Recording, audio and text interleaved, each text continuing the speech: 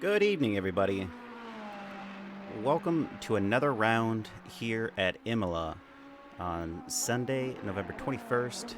We're going to be at the Autodromo Internazionale Enzo de Dino Ferrari. It's an auto racing circuit near the Italian town of Imola. It was named after the Ferrari's late founder Enzo and his son Dino. And here with us we have Ricardo Rivera, one of the drivers that is just new to the season here, as he is one of the last drivers to cross the line, and we are ending free practice.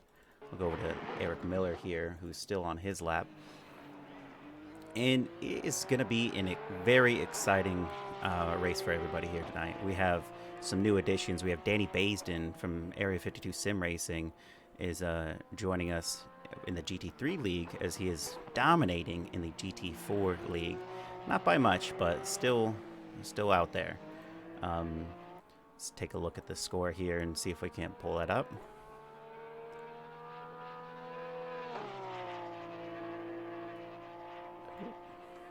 I think oh, that's what I did wrong.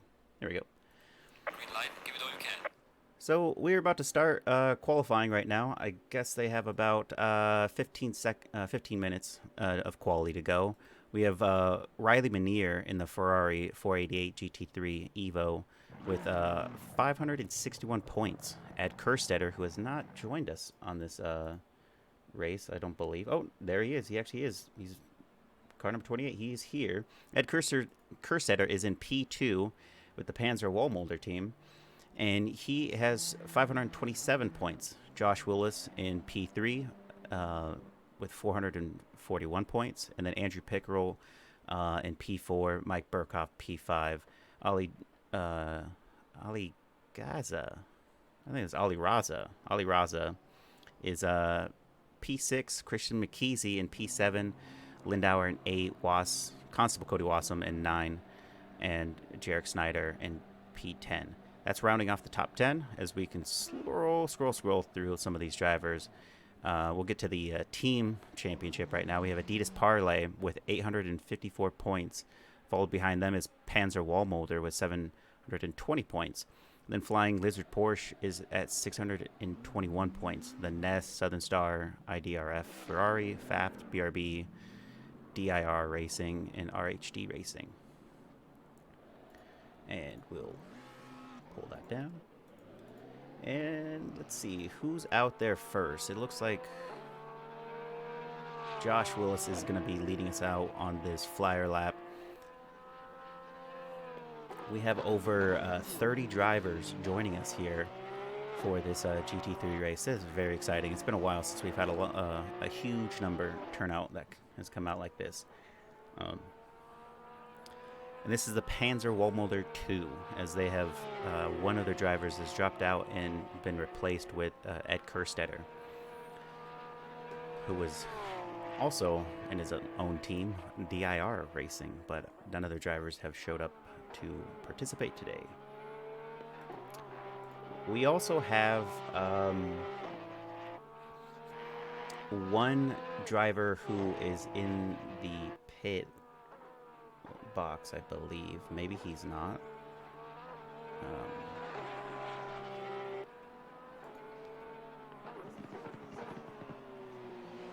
Maybe he only came.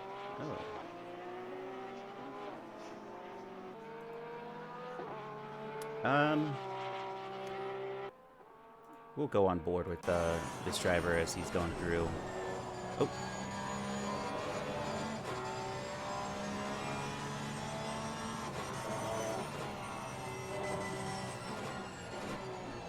Now, really hitting those curves is going to be your friend here at Imola. It's where you're going to maximize your time, as he looks like he's some sputtering on the wheel there, but I don't believe that's him frantically going left, right.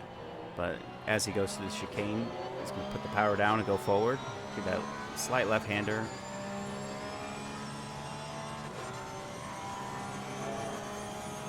To just bar any confusion, there was a driver that has J Auto, who has a qualifying ban, who was here earlier practicing but has not joined us for the race, so that is unfortunate. He's still going to have to serve that quality ban at some point in the future, as we have, I believe, 2 more races, 2 more rounds left to go here in the GT3 series, and that's going to not be this week, but next week, starting that off with the GT4 on Thursday. And Josh Willis had an invalid lap, so he has been invalidated. He's going to go again. We have Chris Mckeezy with a 143.3, Richie Girolamo with a 143.6, Jeff Allen, and there goes Jason Provolone with 143.2. Let's get this control up. And just so you can see, Danny Basin going across the line with a 142.4. He's fastest through every sector. We're going to go on board with a driver that is going to put in a decent lap. Riley Meniere. We can take a look at him as he is rounding the corners here into Sector 3. And he's just on that last one, I believe. Nope.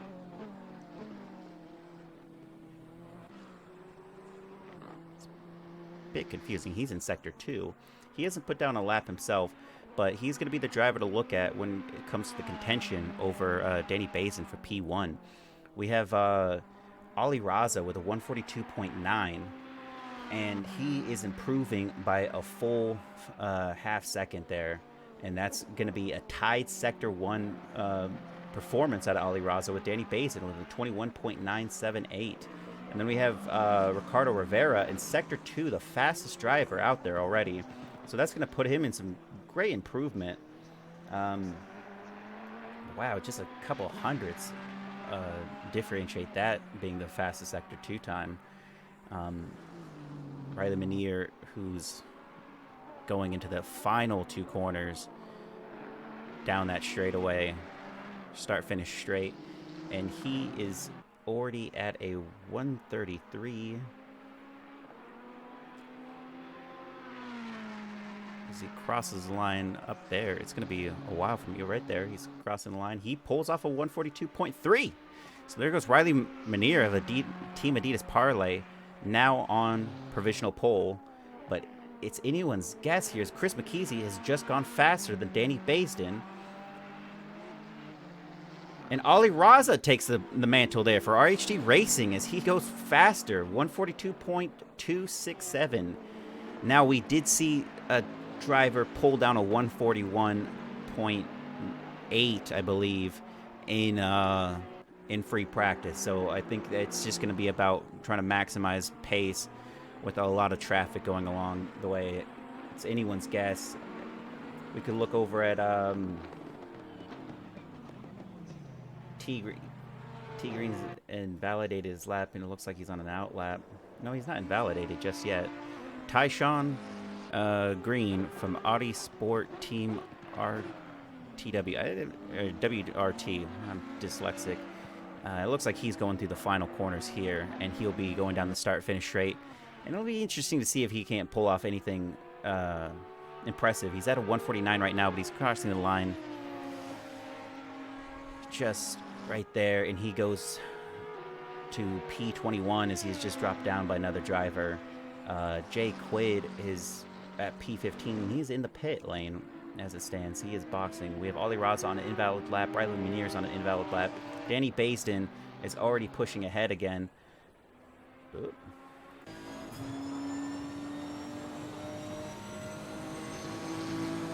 And we will just pull that down so you can clearly see where this driver is at right now. He is got an impressive 141.8 with Ed Kersetter outpacing him with a 141.5. Fastest through Sector 2 and 3. Ed Kersetter topping the charts. Now is on a high positive delta, so that's not going to be enough. And Danny Basin is going to have to really pick up some pace as he is losing it through Sector 3. That's where a lot of his time is being lost. He's fastest through Sector 1, but not the fastest is Ricardo Rivera, who was fastest through Sector 2, is now fastest through Sector 1.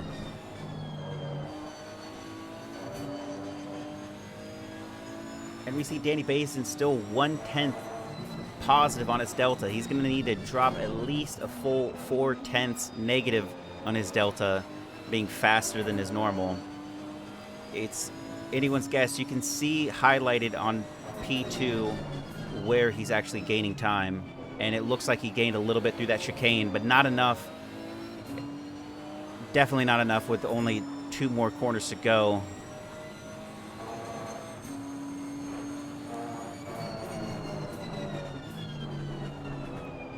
And he picks up 3/10 there. And now he picks up almost a full, at almost 4/10. He's 3/10, almost 4/10. He's going to be crossing the line in just a second. He's already P1. He goes P1 with a 141.5. Wow, with 5 minutes left to go, he's going to call it quits there. He's not sure if anyone's going to beat that lap. We have Jet Engelman, who's at P5 right now with IDRF Racing.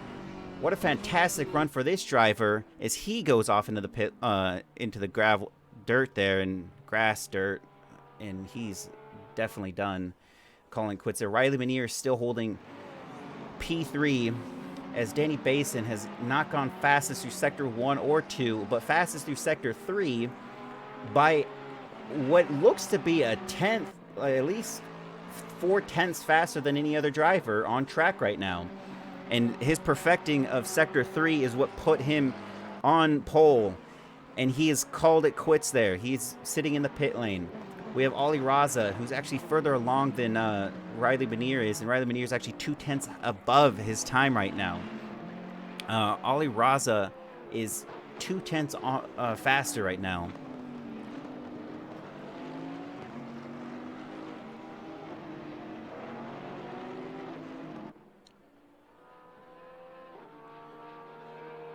And he's now still 3/10 actually, and he's going to be crossing the line just right here. He gets a little bit of toe there, and that puts him faster with a 141.9, but not enough to get him out of there. And that is unfortunate for that driver.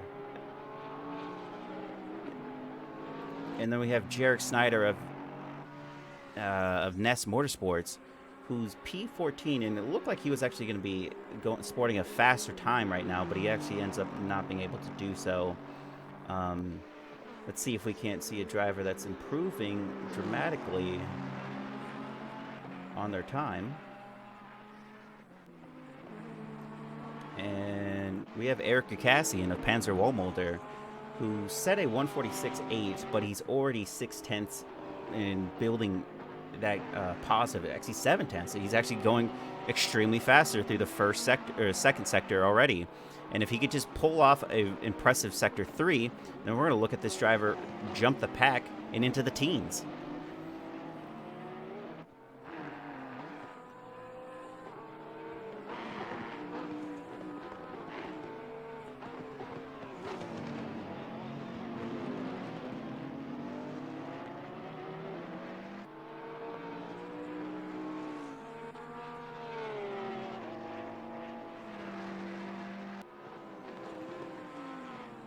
And he's at a 127. He's going through the final 2 corners here. And we'll go on board, see what he's feeling. He's strong. He's now a full second and a half, almost 1.2 seconds faster. He's definitely going to push himself into the 144s. As he crosses the line, he goes to 145.6. Going faster, but not able to make up any positions off of that. And that is just shows you where the pace is with some of these drivers right now. As we have the majority of these drivers. Oh, it looks like Danny Basin's back out there on another lap. We'll see Richard Gerolman crossing the line right here with a 142.7. He improves upon his time, but not enough to outbid Mike Burkhoff, who is sitting in the pits already. We have Jason Provone and Jet Engelman also just accepting their time as is. Provone is in P9, Mike Burkhoff in P10. Ricardo Rivera, who's been very impressive. This driver is, for Scuderia Boricua, is sitting at a 142.3. We have 4 drivers in the 141s, 6 drivers in the from 5 to 10 there in 5 drivers, 6 drivers.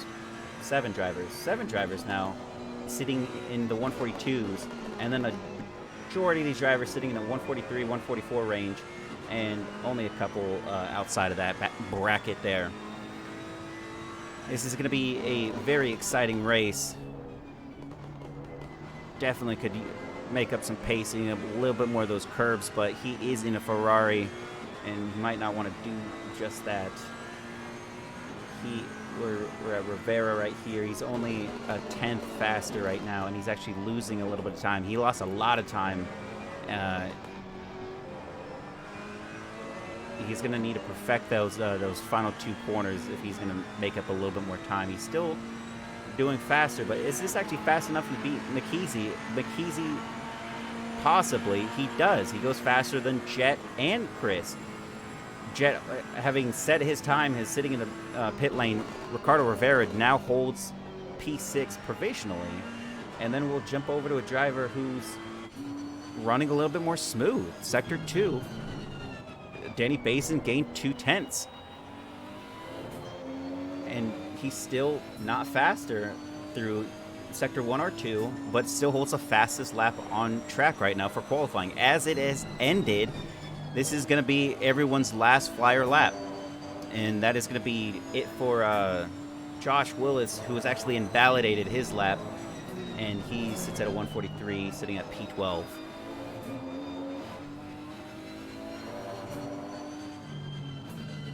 And Danny Basin has invalidated his lap, and he is going to go to the pit lane there. Let's go on board with somebody.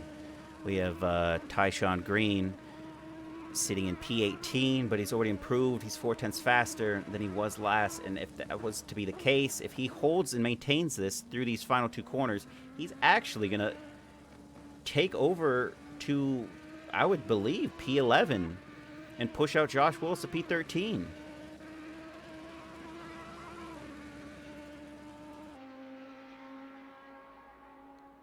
And he crosses the line. He goes to P15, only jumping 3-ish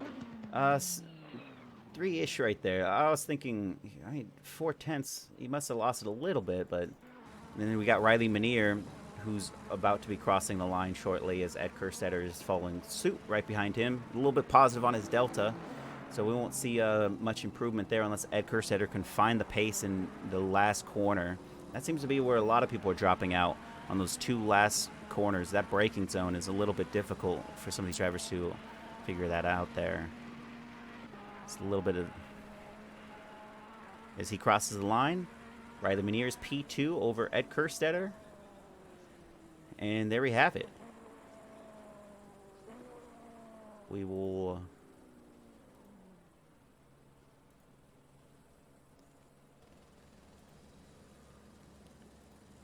definitely queuing up in just a second, as we have Danny Basin P1, Riley Meniere P2, Ed Kersetter P3, Ali Raza 4, Aaron Free 5, Ricardo Rivera 6, Jetta Engelman 7, Chris Mckeezy in 8, Provlone in 9, Mike Burkhoff in 10.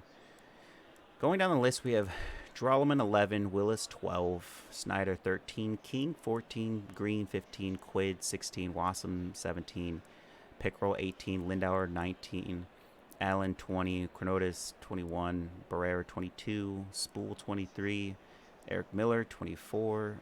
That is going to be Forsyth in 25, Gacassi in 26, Bravo 27, Rohrer in 28, Orozco in 29, Aldred in 30, and Barak in 31. It's going to be rounding it off there. It should be a very exciting race. Let's take a look at some of these liveries here.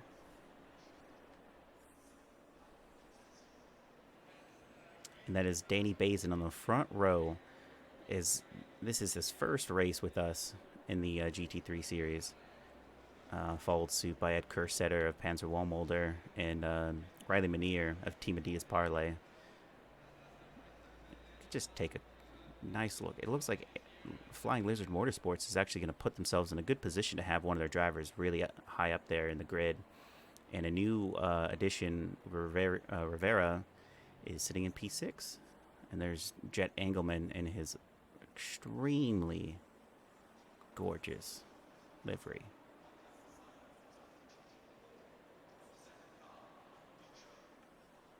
And then there's Ness Motorsports and the Bass Pro Shops of Southern Star Motorsports. And got a minute and 15 seconds to go before we start this endurance race. And then there's the BRB Club.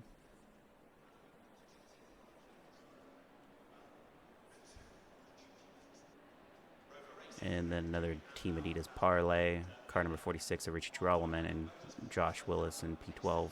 Snyder of Ness Motorsports in 13. Reggie King in that RHD Penrite Racing livery. And then there's Green in 15. Then we have Jay Quid, another driver that's, I guess, newer to the grid here. Constable Cody Wasserman, that 188 of IDRF Racing, followed by Andrew Pickerel in car number 33 with Flying Lizard Motorsports. And then there's Stefan Lindauer in Southern Star Motorsports back there. And FAF Motorsports of Allen. I think Chronotis. Barrera of Omega Racing. Iron Force Racing in the background there with Spool. And then the Flying Lizard of Eric Miller. And there's Forsyth in the pink livery, followed by Gagassian, Bravo, and Rohrer, Santiago Roscoe in the Morton Salt, Aldred, and Brock. Some new additions to the lineup here. And we are a go.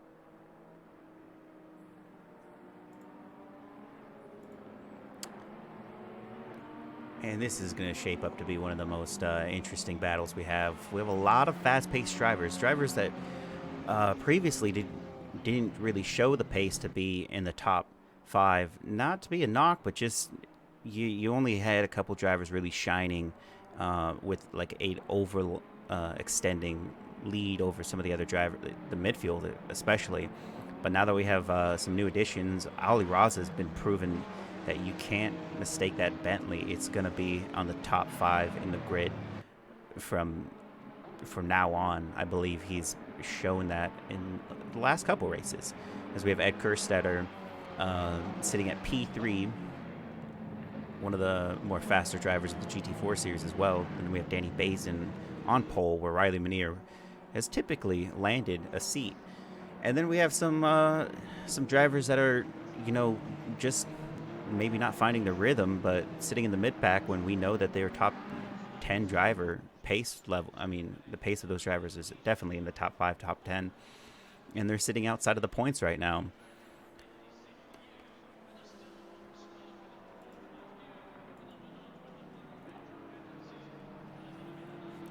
As we are on our formation lap going into Sector 3 with an hour and 40 to go, this is going to be quite the endurance race. With 31 cars on the grid, it's going to be a little chaotic at first, I believe.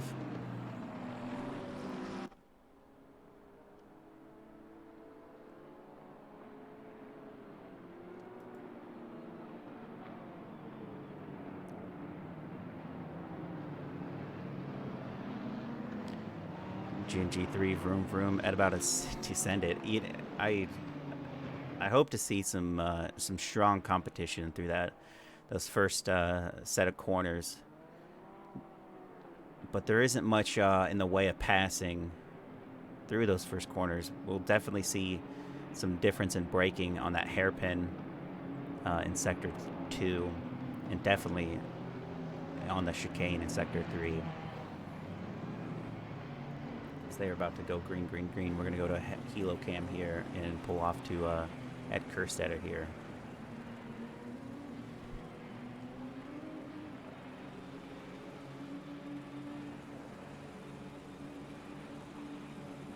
Green light. Go, go, go. And green, green, green. Here we go. We have Ed Kersetter already sitting in the middle there as Riley tries to push him out there. He's going to go to the outside, though, as they're going through this left-hander. It's anyone's guess. And there goes Ed. Oh, look at that. We have a lot of drivers here. Oh, and there's already a driver off. That's Tayshawn Green already off the side there. There's two cars, multiple cars, and he's been able to figure that out. Riley Meniere is now dropped to P3 with Ed Kersetter overtaking him through that first sector. Oh, and there's already another incident with some of these drivers. A little bit of contact. We are 3 wide right now.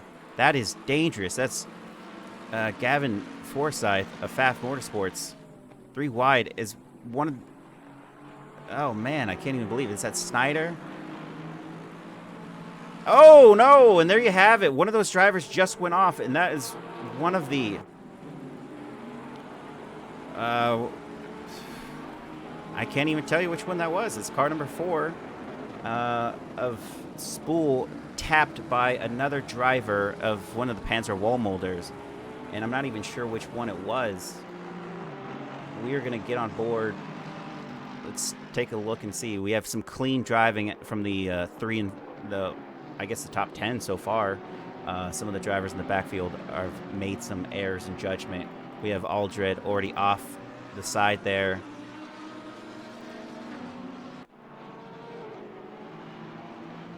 And there's Devin Brock of Attack Motorsports making up some positions from the back of the grid.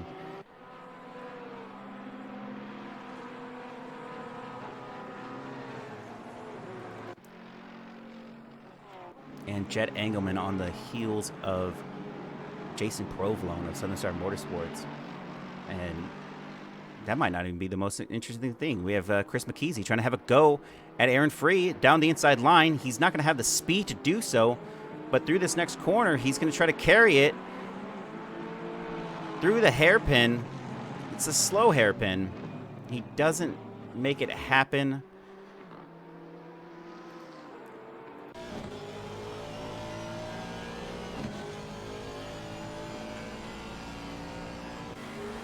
We have Stefan Lindauer overtaking Chronotis slightly. And they're side by side. And they're going to be going to a left-hander where his teammate has the advantage here. Richie Girolman and Chronotis are of Team Adidas Parlay, and they're really going to have to put up some defense as they are sitting many places back from where they started, I believe. And that's Mike Burkhoff on the heels of Jet Engelman as they go through the 2 left-handers in Sector 3. He's got that inside line. Just needs to brake a little bit. Oh, he's definitely... thought he was going to be able to make the pass there, but he doesn't.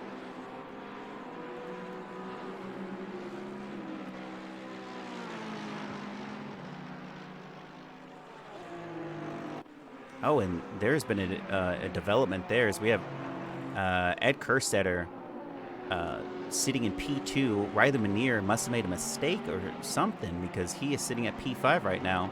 And that's all the room for Ricardo Rivera to capitalize as he now sits in P4. Riley Meniere from P2 to P5. Ed Kersetter actually having to defend against Ali Raza.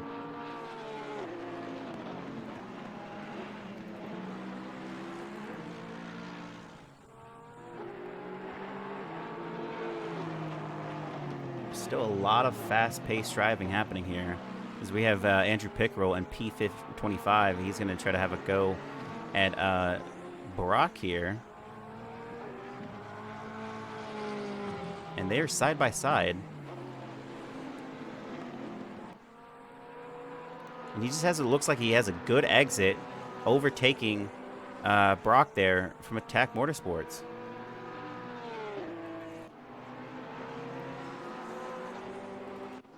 Chris Mckeezy making his way through the pack. He's P7 right now. I think he started up there in the top 10, so maybe he's just still sitting in the same spot. But Provolone looking to have a go.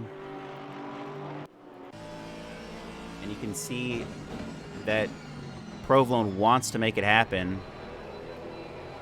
And in the background, there's already another battle with Jet Engelman having to fight off Mike Burkhoff.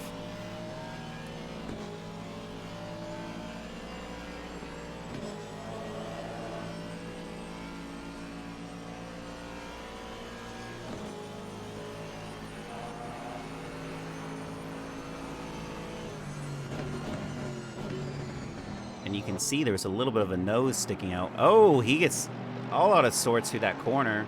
That's Provolone being overtaken by not only Jet Engelman, but by Mike Burkhoff possibly. And that is a couple positions lost, but in an attempt to make an overtake, he was foiled and has now lost 2 positions. Josh Wills has overtaken Jeff Allen of Pfaff Motorsports for P13. I think Josh Wills started 12, so he has lost a couple of positions off the start of this race, but he's gaining it right back. Same with Richie Girolamo sitting right next to him.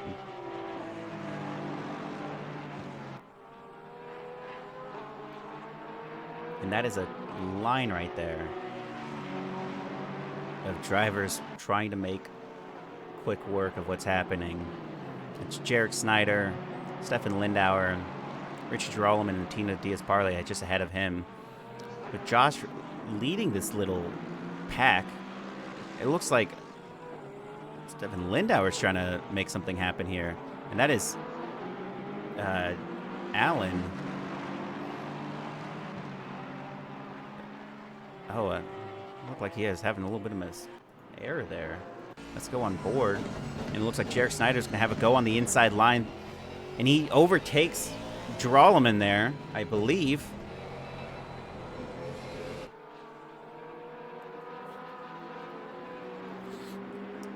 It's a close edit there. That was a director's choice, and I failed.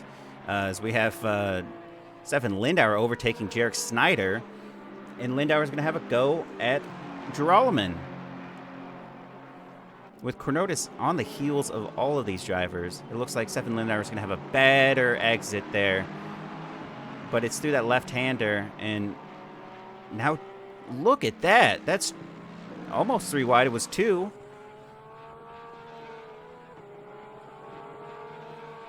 But it is heating up in the midfield as Stefan Lindauer is having to not only defend against Snyder there, he was trying to make a push for Richie Girolamo, and it doesn't look like he's going to be able to make that up.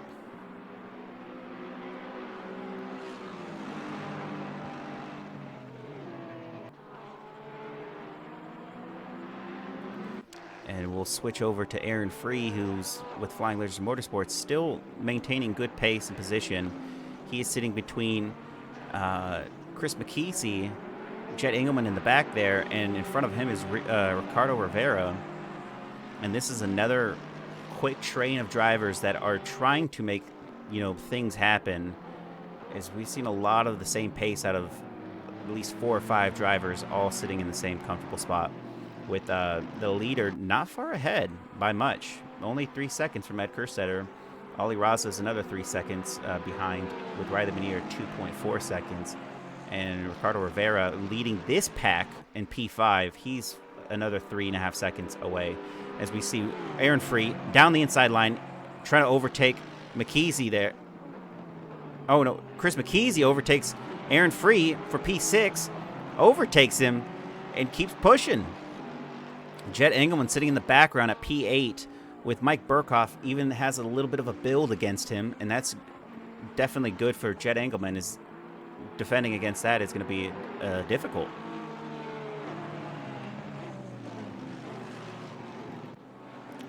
And we have Reggie King of RHD Racing making quick work through those couple corners, and he is now overtaken Rohrer. I actually want to say John Rohrer. I think that's how you say his name. And Tyshawn. Oh, no! Tyshawn Green has just been hit for the second time in this race, and you can see the damage already dealt. And he has just dropped down to P18. And that is Roar off on the side there has also dropped down. And yikes, you hate to see that. I mean, he's had nothing but bad luck this go. And there he is. We have Johnny Quid in P27. Oh, and it looks like he's off a little bit. They made a little bit of contact there. And that's Tyshawn Green going to try to make quick work of this as he is sitting behind these drivers.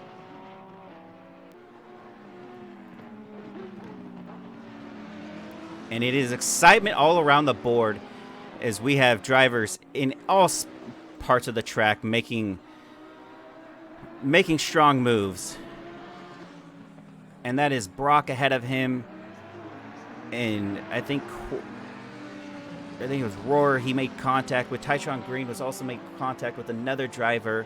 He's car number 325. He had an incident about 13 seconds into the 13 seconds in the race. It was him.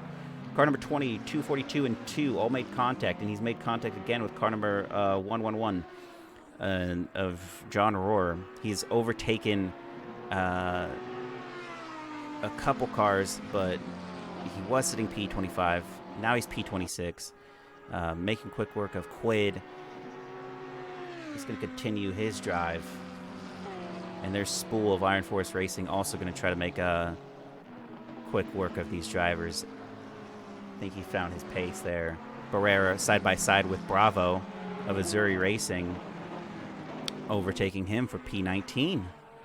And that is through that slow left-hand hairpin. And there's Erica Cassian and Andrew Pickerel fighting for position. That is P21. And it looks like Pickerel's just not fast enough through that sector to make it happen.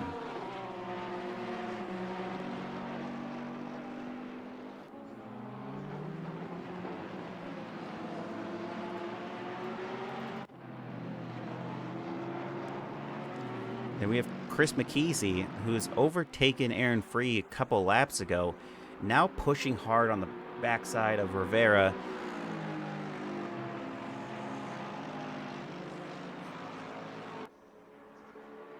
Getting as much of a slipstream as he can. He's going to definitely try to make his move right here, and there he goes for it. Through the first corner. Oh, he jumps back in. He does not make the advance. And this is a new driver, so he's a new driver to this series, so Mckeezy could just be looking at, I've never had to race this driver, so I don't know if he's going to try to close the door on me or not.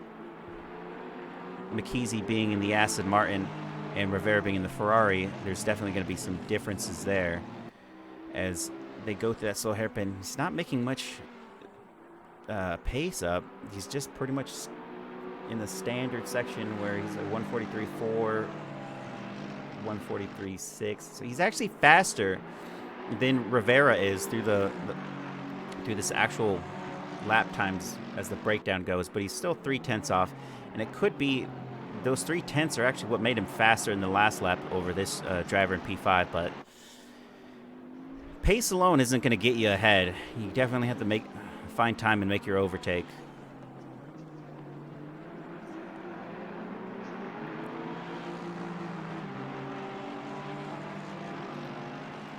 And going on board, let's just take a look and see what happens here.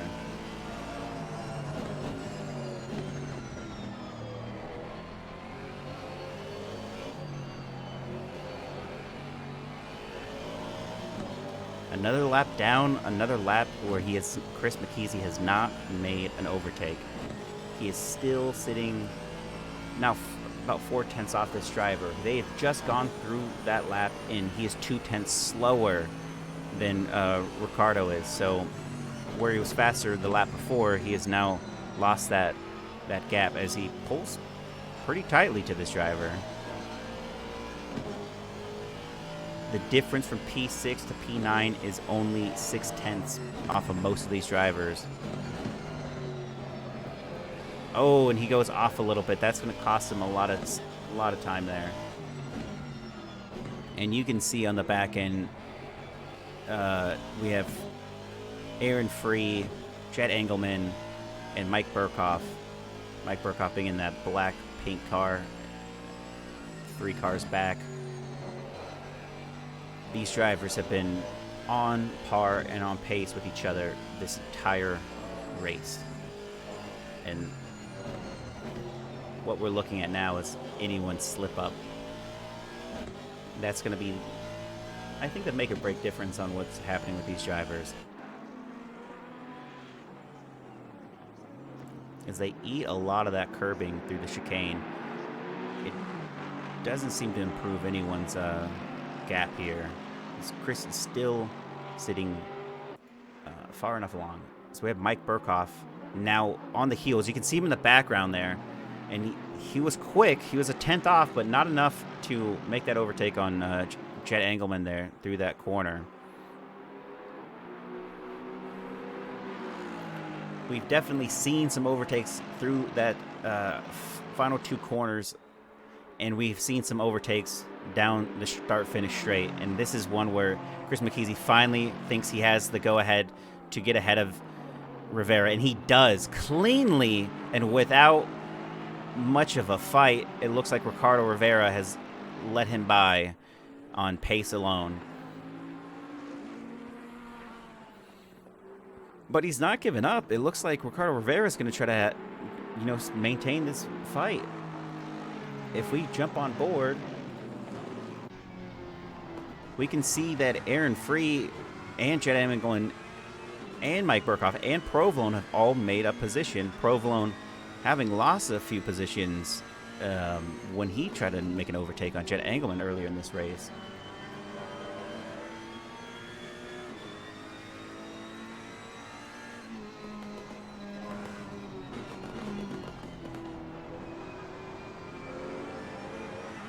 And right now it just comes down to who's going to be the most clean. As I don't see a lot happening here with these drivers. They just seem to control a lot of the same pace, but not a lot of friction in that pace there to cause a major upset. As I say that, Aaron Free picks up a little bit of tense there. Not enough to make anything happen through that corner. But is he close enough down the start-finish to pull that toe and get ahead of him through the first corner like Mckeezy did? And I don't believe he is. And Mike Burkhoff seems to have backed off a little bit from Jet Engelman, bridging the gap for Jason Provolone to jump closer towards these drivers.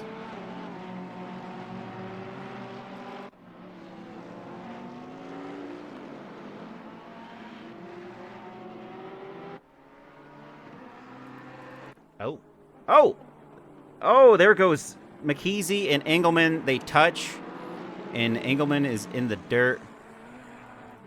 Riley Meniere is side by side with Ali Raza as they go through this Sector 2. Ali Raza is still maintaining position here. He's just putting his car exactly where it needs to go. That Boatley is definitely going to make the difference.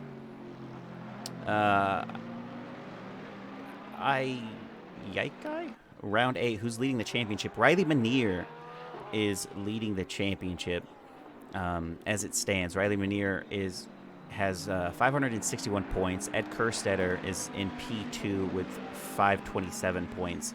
So Ed Kersetter's ahead of him right now. He's going to be maximizing his points over Riley Meniere. But it's still a long ways to go, so it's an hour and 21 minutes with a mandatory pit to go. It looks like our provisional leader in the championship series is in P4, attacking for P3, and he's got the pace to do so, as Ali Raza is about 2/10 slower. As they go across the line, Ali Raza just did a 145.1 of last. Riley Meniere just did a 144.3. He is technically quicker, and it's just a matter of time before we see this driver put himself ahead of this Ali Raza.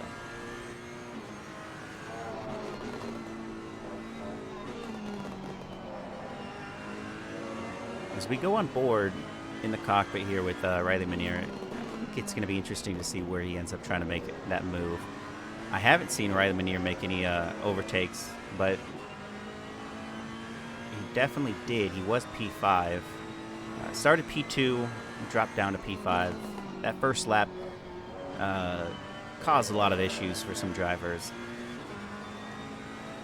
Not much I don't think there was too many incidences, although we do already have 26 incidences, and any incident can be recorded through a yellow flag or double yellow, and that has definitely happened with drivers off track or have made contact, even slight contact.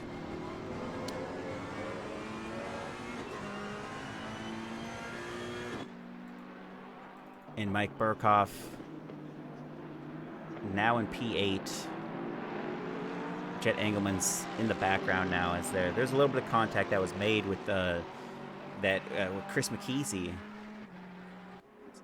Live stewarded. No, it is not. Unfortunately,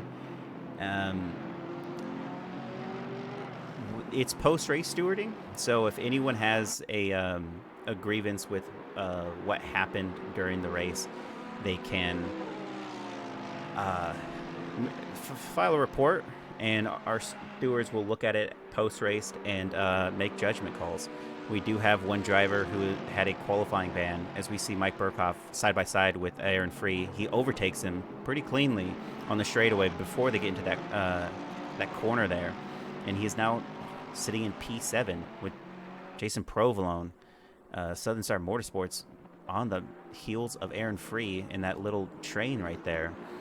So just going back to your question, and there was a driver that was sitting. Jay Otto has a qualifying ban. He hasn't served it, but he still has it. And when he goes into round 9 or round 10, he will have to serve that penalty. Sometimes qualifying bans are a little bit on the harsher sentence. Sometimes, it's just a warning or a racing incident in general. But they're very fair, and sometimes people lose points in the championship if it was egregious, or that was the best way to solve that is Aaron Free goes off the track right there. That leaves Jason Provolone. I mean, that was a glaring error by Aaron Free, and Provolone was not able to overtake him in that process. So that's it's quite unfortunate to not capitalize on your opponent's mistakes, as that was a very glaring error. He was kind of really wide right there.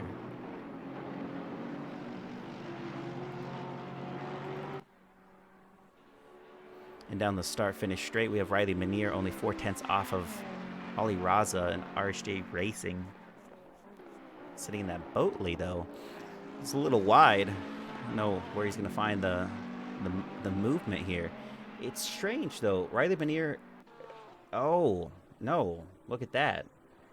I'm taken back. Ollie Raza just pulled off a 143.3 of last. And Riley Meniere did a 143.3 of last with only 2 100ths of a second differentiating these drivers. So as far as pace goes, Ollie Raza might just have the sheer pace to stay ahead of Riley Meniere. And maybe he was only to get so close because of a mistake he made on the last lap, and now he's corrected said mistake, and Alvarez looks to keep his momentum, as Riley Meniere has invalidated this lap by going off slightly. And let's look at some drivers in the backfield here. We have John Rohr, Carter. He's in 30th right now. We have Santiago Orozco in Peace. 31. He's the last driver on track, and he is sitting in about a full lap down. He definitely had an incident occur. If I had to guess, we have car number 6. No, nothing on the incidents report so far. John Rohr is a new applicant to this series, and he's already had an incident by himself and with 2 other cars. Car number 12 of Devin Brock. So these two have already collided once. Let's not hope to repeat the mistakes of last.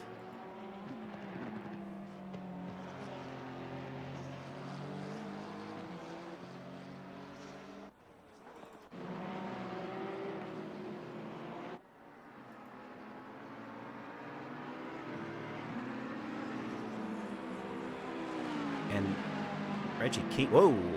Santiago Ross goes off onto the side right there, as he is definitely didn't collect anyone in that incident. Of his, I think just by himself. So that's great there. Reggie King almost side by side with Chronotis as they go through that corner. Mike Burkhoff overtaking Ricardo Rivera almost. As he looked, he was off track, but puts his car right back where it needs to be. These four drive. Oh, look at that! We have some very close racing, as it looked like they're all three going to just tap each other's bumpers, but they are still clean. And that leaves all the room for Jet Engelman to not only come back from a couple seconds back, he is now in the back of this train. Thankfully, there's no DRS involved in this race.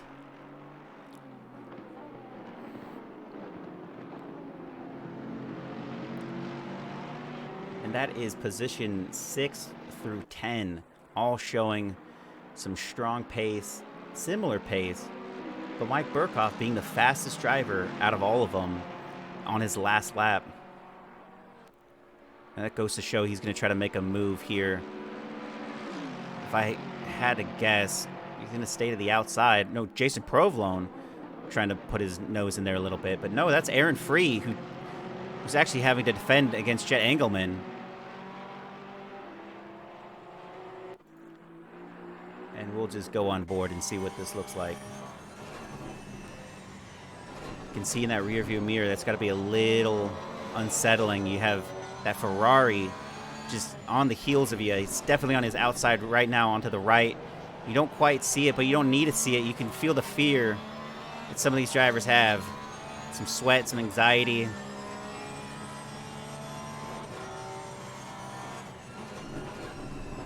That slow left-hand hairpin, it definitely gets people, you know, trying to drive defensively on that inside nose so they can pull out to the outside and try to curve off any overtake happen there as they are about to approach the chicane. Let's just see how these drivers attack it, as we are sitting on board with Aaron Free of Flying Lizard Motorsports. And whoa! He looks to be all out of sorts. He's going off onto the side there. Is that enough for Jet? It's not. It looked to be enough. He was almost side by side, and he jumps right back into it. Oh, that is unfortunate for Jet Engelman to not be able to, you know, press on someone's mistake like that. As we're sitting about 4/10 off, 2/10 off for some of these drivers. These three drivers right now about 4/10 off each other, with Jet Engelman in the background there. Going side by side with Aaron Free through the first corner. Is he going to be able to overtake him and cleanly take it? It looks very close, but he did it without incident, and that is very impressive. There goes Jet Engelman, Jeremy Engelman of IDRF Racing, a.k.a. the Tennessee Tornado. And there is Jason Provolone in an exciting five-man battle happening there, as Aaron Free is sitting in the backfield of that now with, I believe, nope, one more, Gavin Forsyth, who was replaced at, I think, Pfaff Motorsports, and now is just sitting solo in that pink livery with Josh Willis just shortly behind him in P12, and his pace is at a 144.4, just slightly faster than the driver ahead of him with the Lexus of Stefan Lindauer, Southern Star Motorsports, sitting right there. And a former teammate is Jeff Allen of Pfaff Motorsports, sitting in P15. And oh, there we have it. Mike Burkhoff could be P6 if he sticks these two corners and sticks the straightaway. There he goes. That's still P6 for him. And that is a popular overtaking spot for those two left handers into the start straight finish, and he takes it and maintains it, with Jason Provolone now having to contend with another driver to get ahead. And we haven't seen a lot of overtaking by Jason Provolone. He's just been maintaining craft as other drivers have gone ahead.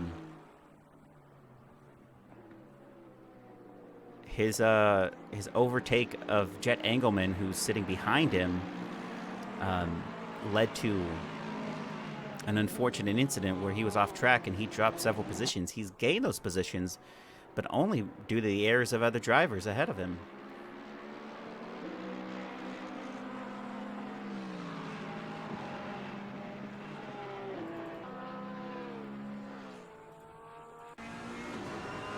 Here's Richie Girolamo of Team Adidas Parlay, who are leading the team championship as well. We have, let's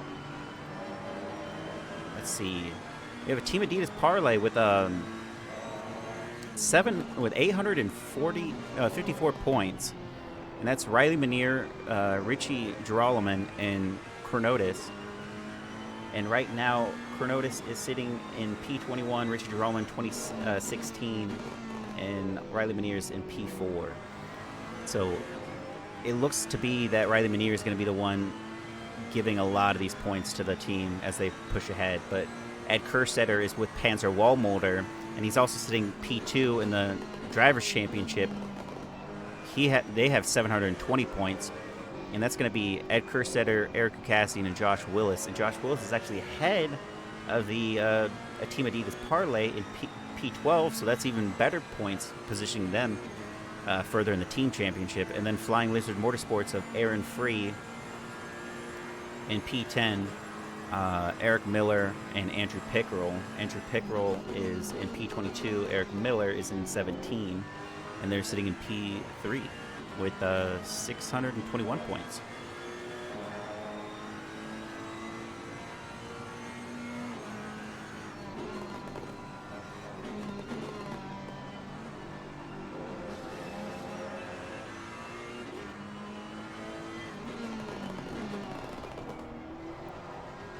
It almost sounds like fireworks are exploding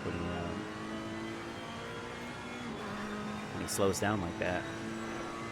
Maybe you'll hear it. Okay, maybe not.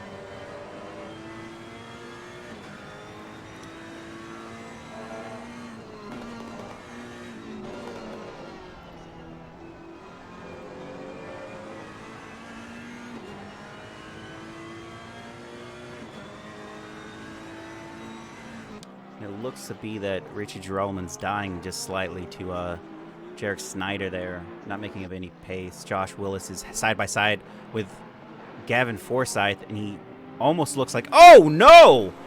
Oh gosh! Gavin Forsyth just went into the pits, having slammed, missing his braking marker, and slamming right into a wall. There was a lot of space to go. Josh Willis has now overtaken him for P11. And he is going to have either get some repair his damage. He's going to be sitting in the pit lane for at least a lap. We'll just take a look and see what happens with him shortly, as Stefan Lindauer is only a 10th off of this driver. He's been overtaken through that corner, but is he going to be able to maintain it? As Josh Willis sticks his nose in, they're not side by side, but they are close. And if he just gets a good exit here, living up to Bottas, yeah, a little bit of karmic justice with the name out to Bottas. That is unfortunate for that driver, and it looks like he's still trying to correct the car.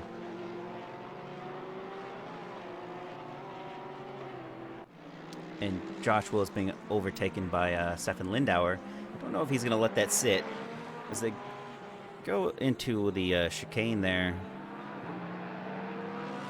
I believe Josh's place where he is always going to try to make this move is right here on this these two left-handers before the straight start-finish straight.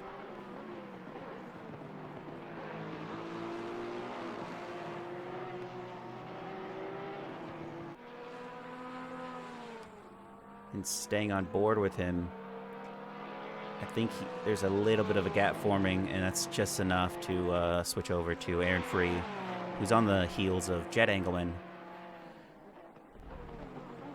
who was cleanly passed by Jet through this very corner.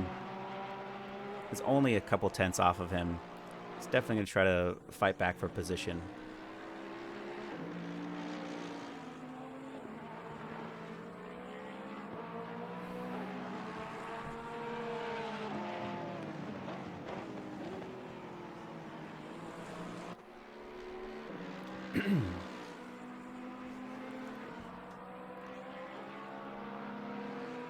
So, with an hour and 4 minutes left to go, track is still optimum.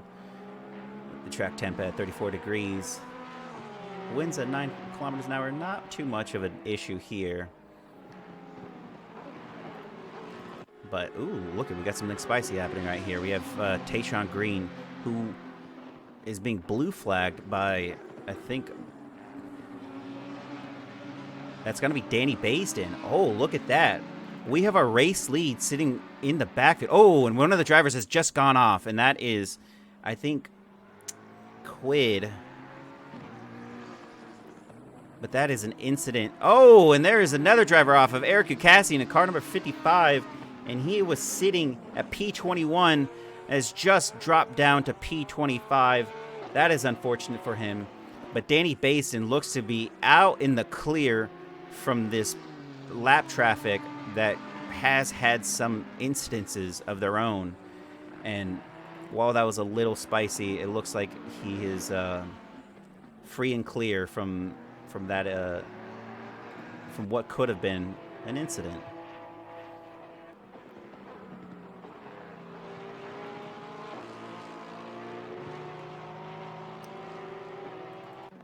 And here we have it again. Ollie Raza of RHC Racing, that Bentley is sitting P3 still, with Riley Meniere about half a second off of him. With Ed Kersetter about... Ooh. Well, that's actually kind of interesting. While these two drivers about very close together, Ollie Raza's 20 seconds down from Ed Kerstetter. So to put that in perspective, they're about to go into those two left-handers to the start straight finish, and Ed Kerstetter is passing the line of the start straight finish. Now has lap traffic of Bravo, I believe, and he has cleanly passed him of Missouri Racing. And Ollie Raza now starting the start finish. They're almost a full sector off of each other, and that is just how insane the pace of P1 and 2 are, as P1 and 2 are only 4 seconds off of each other. 4 seconds. Oh, no. What is that? What's happening there? There was a yellow flag that was going through that corner, but it must have been somebody just slightly off. Thankfully, there's no incident. That looked to be quite scary. You never want to see that. You hate to see it if it does happen. One might add.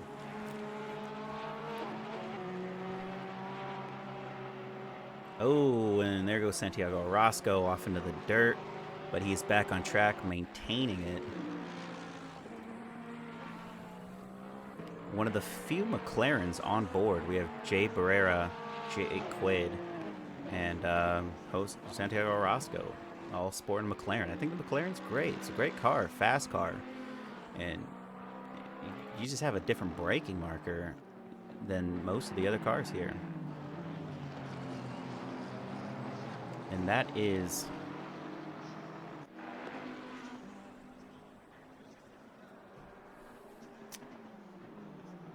I believe Valtteri Bottas, Gavin Forsyth, has retired his car. It's just like the F1 race today. The end result wasn't there. Riley Meniere now just a full 10th off of this driver. Getting that toe. Is he going to be able to defend? Is Alvarez, he's got to position his boat lead just in the right place. He stays down on the inside line. Is he going to try to have a go at the outside line to overtake him? He's just perfectly positioned. He knows where to keep that car, and it looks like he's got it. And is that Eric Cassian trying to join in on the outside there? And definitely didn't make a fuss of those drivers, but... Oh no. Right as we switched to him for a second, Ali Raza has just been overtaken by Riley Meniere. It just goes to show you should stick on something long enough. And that is it, folks. We have a new P3.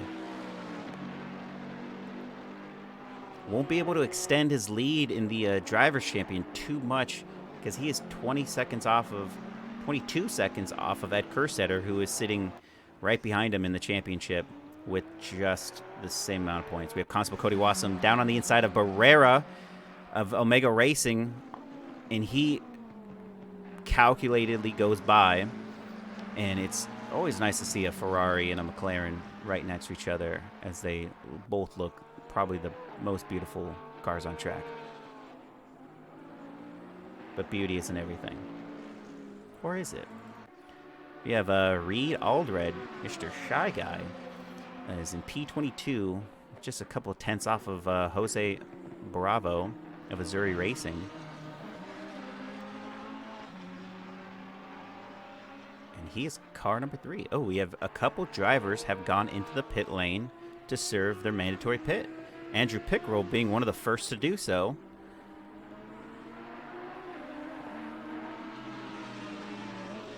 I believe it was Shy Guy. Yeah, that's the team name there. Oh, little bit of a overseer moment.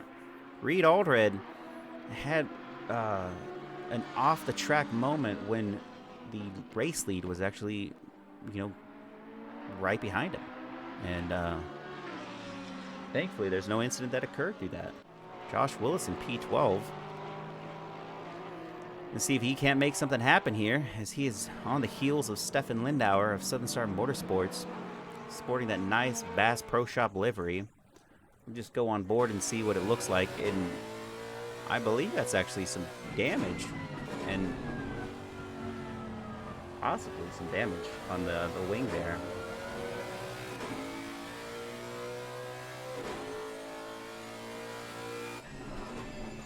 Ooh.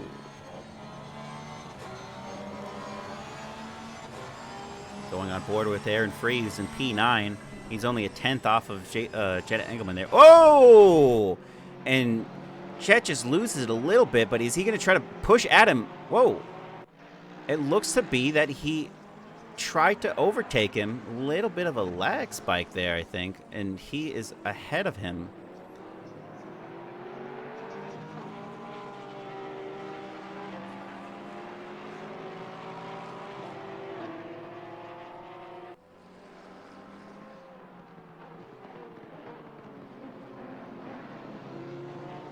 And Aaron Free sitting next to some lap traffic. That's a blue flagged moment, and that driver has just pulled to the side, and that is very respectable.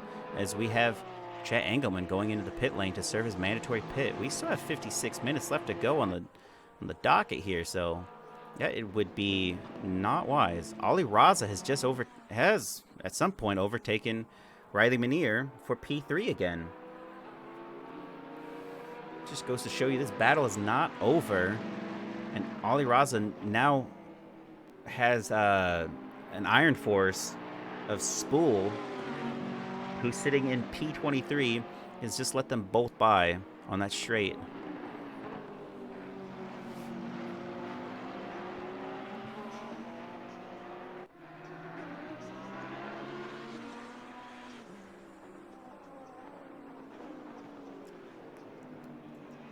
Oh, no, Riley Meniere. That is unfortunate. Through the chicane he goes and just into the grass and really dropped some pace. About a second and a half. 2 seconds now. He, it's just an unfortunate incident. Miss your braking marker in the chicane, and you're going to go through it. That will be an off-track cut penalty, I believe. As Richie Girolman of Team Adidas Parlay is going to try to push ahead here. He is P13, could be P12. He's only a couple tenths off of Jarek Snyder of Ness Motorsports.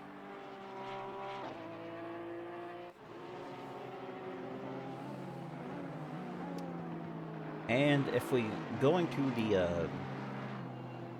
the best lap on track, the fastest driver on track so far is Ed Kersetter of Panzer Wollmulder with a 141.9, and our closest driver is Danny Bazin with 142.1.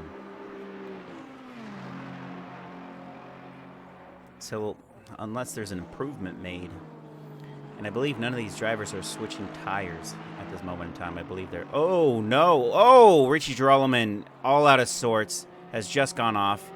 Car number 33, car number 17 of Eric Miller just passes by, and that's going to be P13 for him.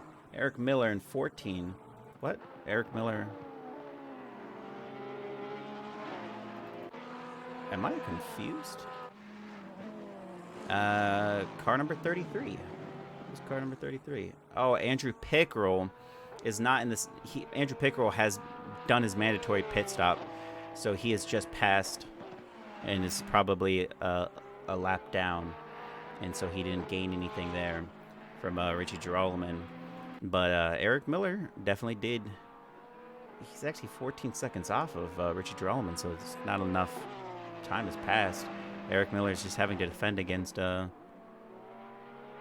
he's not either. What? So it looks like these two are fighting, but they're not. That's Chronotis, who is sitting, what? I'm kind of Chronotis has served his mandatory pit, and he is basically unlapping himself from, Eric Miller here, because he is P27 and Miller's just behind him at 14. A lot of these drivers have, a lot of the backfield drivers have gone into the pit lane already. Jorge Barrera is in P28. We have Johnny Quid of ASR McLaren Glossy in, I believe that's a Colombian flag. I might be wrong.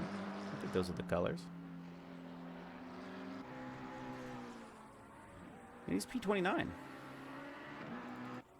And we have Devin Brock of Attack Motorsports in the pit lane right now. And he's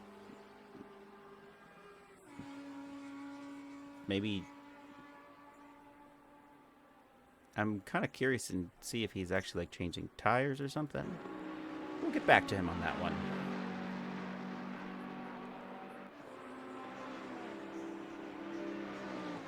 Might be repairing damage, as there was some damage done. And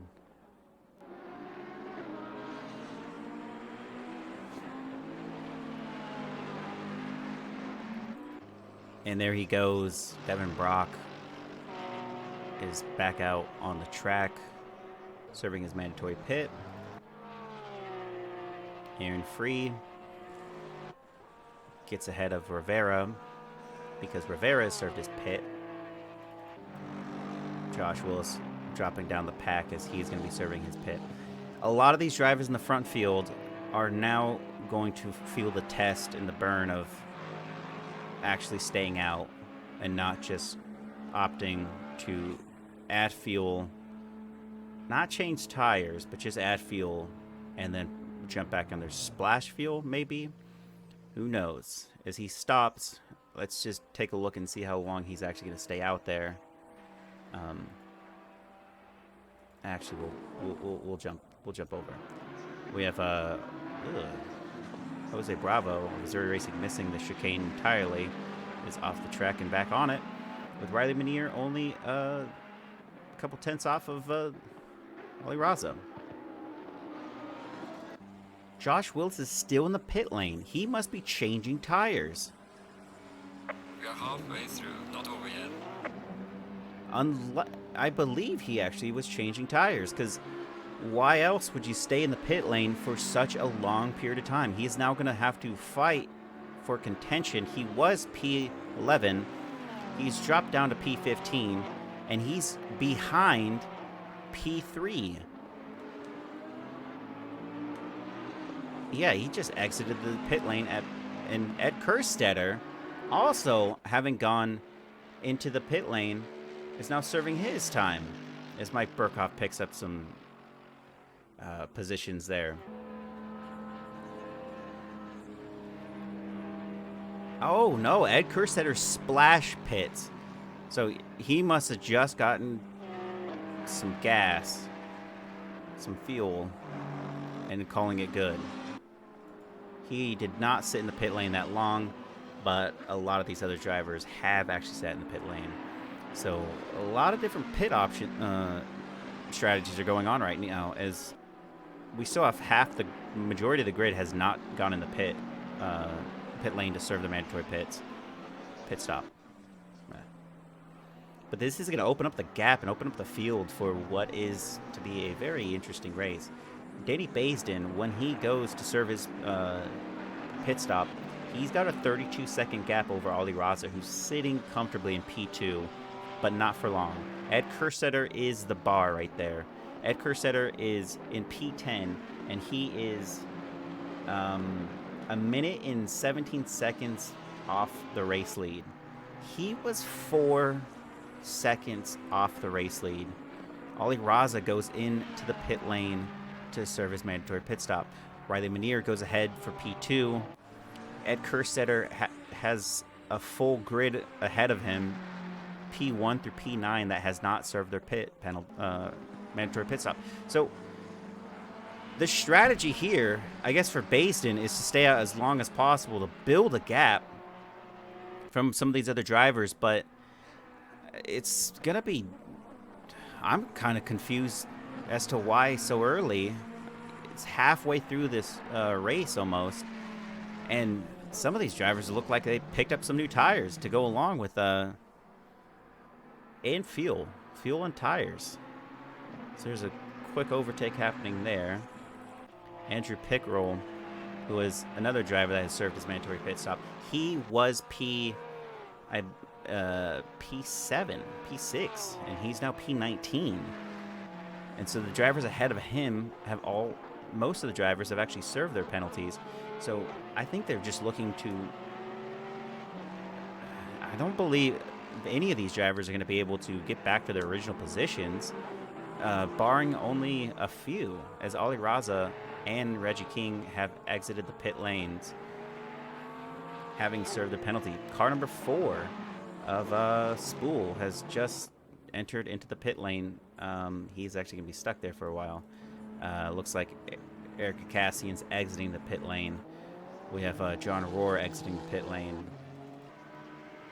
And Johnny Quaid, one of the few drivers in the backfield, actually has served his pit penalty already. Well, it's anyone's guess as to what's going to happen here.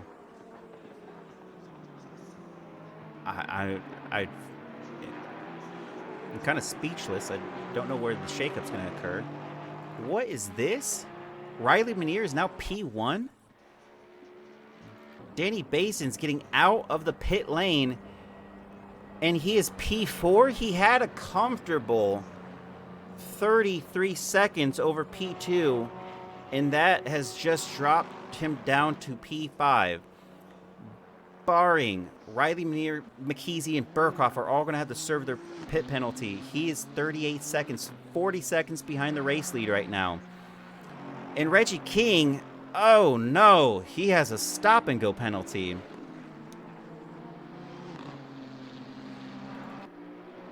And he is on track right now, but he exited at a speed at which he is going to have to enter the pit lane.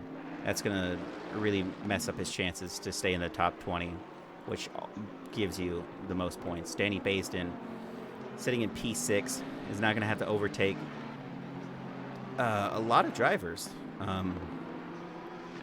Five drivers as an RHC Racing and Reggie King that goes out of the way right there. With right behind him is Jet Engelman in P17, I believe, or is that Constable Cody Wassam? Let's click on the. Let's go to Yeet quick. We have Jet Engelman just behind the race lead, a full lap down. Not going to be able to improve upon his time. Reggie King's behind him, so Stefan Lindauer's 7 seconds ahead. Richie Girolamo and Constable Cody Wassam have now going into the pits and one exiting the pits. Ed Kersetter side by side with Jarek Snyder, who has not served his mandatory pit. So even though it's still a fight for position, it's not going to be a fight for long because one of those drivers is going to... Whoa! Jarek Snyder goes a little wide, and that pulls Kersetter into a safe wide portion where he didn't want to have to do that, and he still gets ahead of him anyway.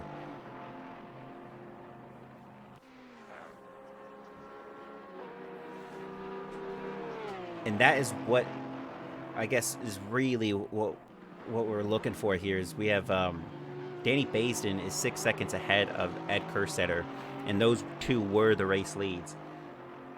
So I think a lot of these drivers are going to have to pick up some fuel if they, as far as this endurance goes. I believe a lot of drivers have done that. Looked like Ed Kersetter splashed for fuel as he didn't put too much in. It's anyone's guess, but our provisional race leads are in P5, P6 right now. And we're definitely going to see Riley Meniere try to maintain length and distance on this stint instead of pitting, because he's got 20 seconds to Mike Burkhoff, and he's going to want to try to improve upon that even more so, knowing the race strategies of his teammates Richie Girolamo and Chronotis, who have both already entered the pit lane to serve their mandatory pit stop.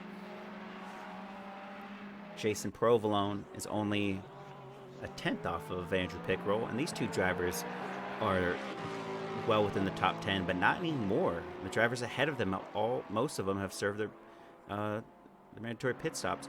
So it's unfortunate, but they have 42 minutes to get back into the top 10, which where they started. I guess the undercut really paid off for some of these drivers when they went into the pit.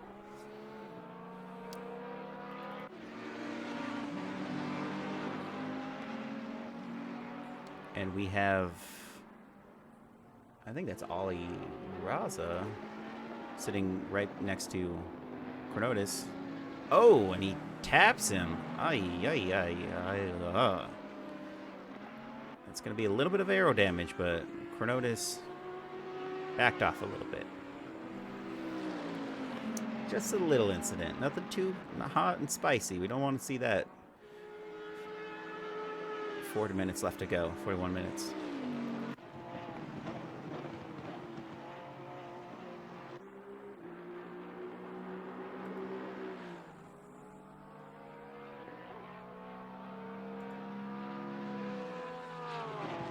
And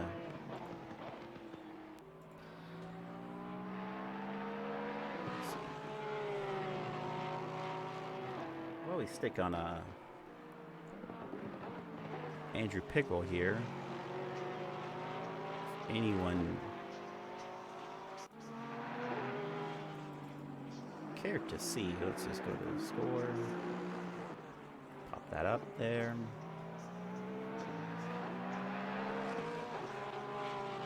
Leading out the GT3 championship for the fall 2021 series, we have Riley Meniere, who's provisionally he's P1 right now on the scoreboard. But he has 561 points. Ed Kersetter's in P2. with 5:27. Josh Willis P3 with 4:41. Danny Basin this is his first race, and it's not going to be not enough races to go for him to get high up into the points. But then we have Andrew Pickerel, Mike Burkhoff, Ollie Raza, Bentley that was sitting in P3, Christian Mckeezy, and Stefan Lindauer in that Lexus with in P8, Constable Cody Wasserman P9, and Jarek Snyder in P10. And then scrolling down, we have the Team Adidas Parlay sitting in P1, the Panzer Wallmotor P2, Flying Lizard Porsche in 3, Nest Motorsports in 4, Southern Star Motorsports in 5, IDRF Racing, Ferrari in 6, Faft in 7, BRB Club in 8, DIR Racing in 9, RHD Racing in 10. Just a little bit of some information on where we're at in the standings here, as we have Riley Meniere of Team Adidas Parlay finally going in to serve his mandatory pit stop. And that really just goes to show you where he's going to come out on this, as he has entered the pit lane. Danny Basin going through the final 2 corners here. Where is he going to put him ahead of this driver? With Ed Kersetter. Ooh. That explosion is anyone's guess.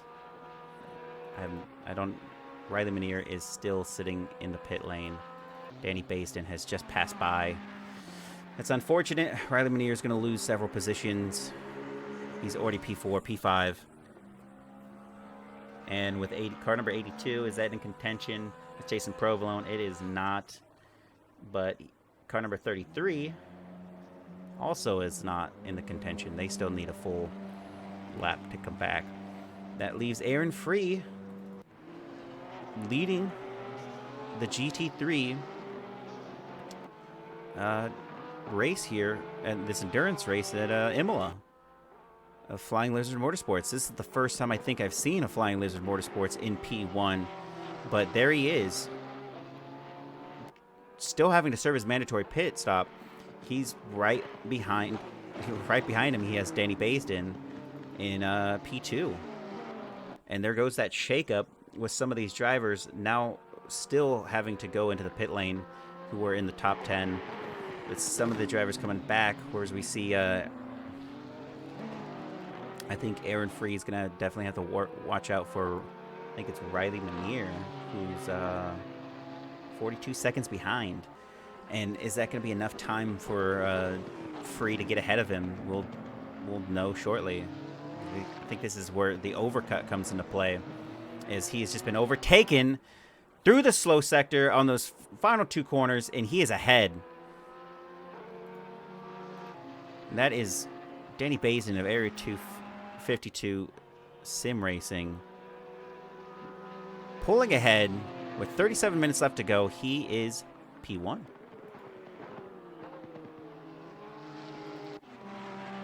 Now we have Riley Meniere going up against Eric Miller of Flying Lizard Motorsports, who's also sitting in the top 10 at the moment. This would be great if the Flying Lizard Motorsports can keep it, but we won't know until these drivers get back into the pit and see where their position unfolds, as he stays out, just having been passed by Riley Meniere for P5. You would think to just slide it into the pit lane and serve that pit.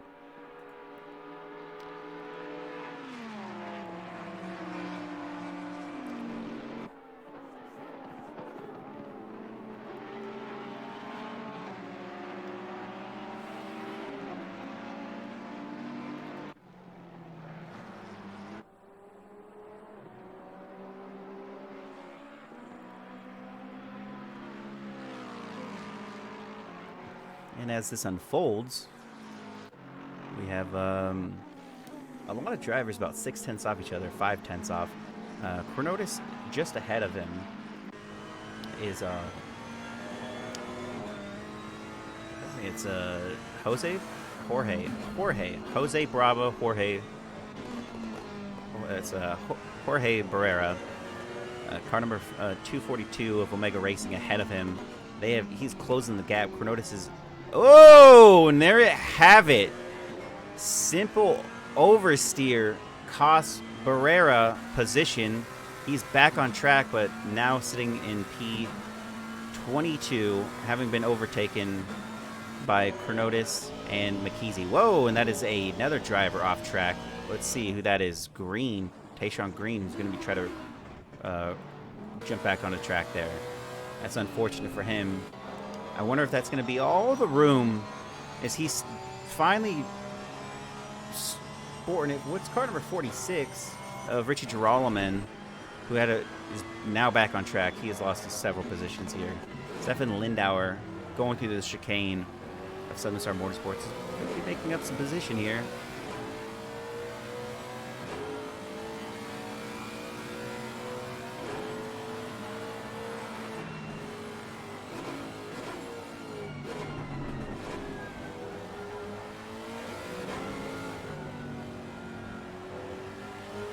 And he is fighting Ricardo Rivera, who's a new addition to this series.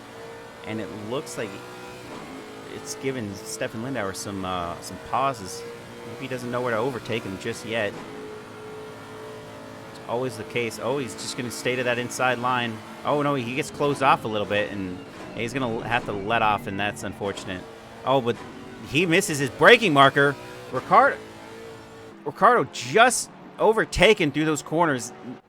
Goes off the track slightly, gives Lindauer all the room to just push ahead. He is now P8, sporting some great position for the team there.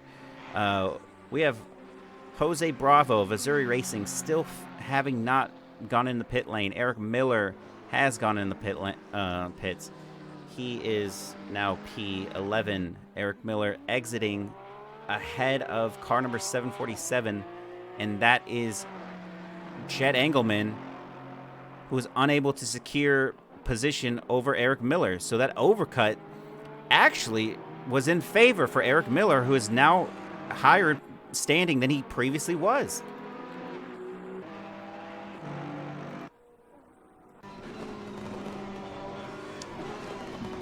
But it really comes down to, is he going to have the pace to keep Jet behind him?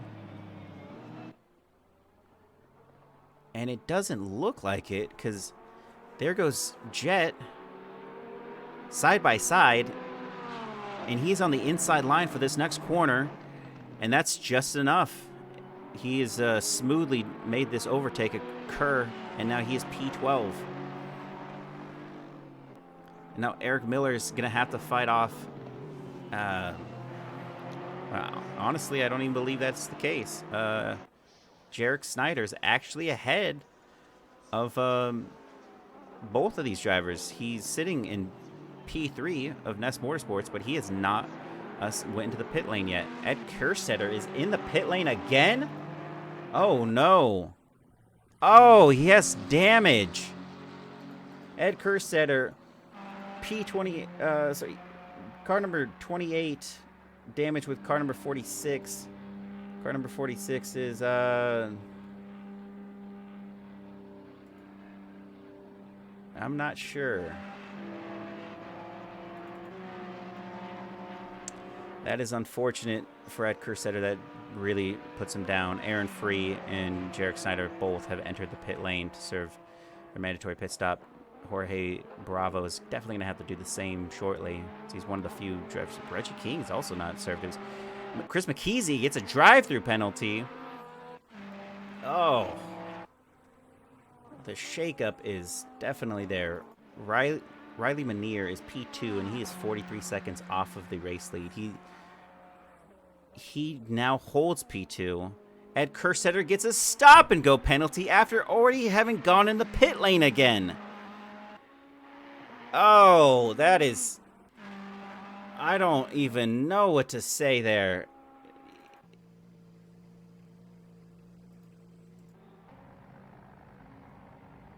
And he goes back into the pit lane.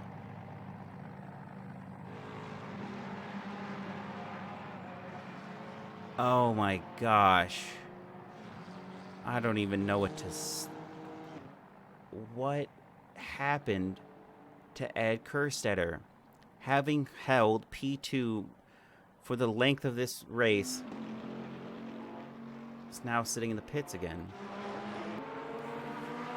Chris Mckeezy, having served his drive-through penalty, hopefully he can maintain that. It's 50 kilometers, guys. He has served that penalty and he's out again. Jorge Barrera is now dropped down to P18, having served his mandatory pit stop. And that behind him is actually Eric Ucassian. Nope. Just kidding. Car number 22 of Josh Willis, who's in P8 right now. So, great position for Josh, as he is now sitting in the points, top 10. He started outside in P12, so he's only made up a couple points, but there goes Barrera allowing Josh to make that blue flag overtake. And ahead of him is Chronotis, but that's not for position. I believe Josh Willis is fighting Rivera, and he is 2.8 seconds behind him. So that's going to be quite the feat there. Whoa! Looks like Josh is going to try to take that inside line from Chronotis, and he is able to do so as they push ahead here. And there goes Eric Ucassian with, the race lead passing by. And Eric Ucassian was actually fighting Reggie King for P20. And I think he's going to get this, because he was only 4/10 off at the start. But when you get blue flags occurring, it just kind of changes everything. And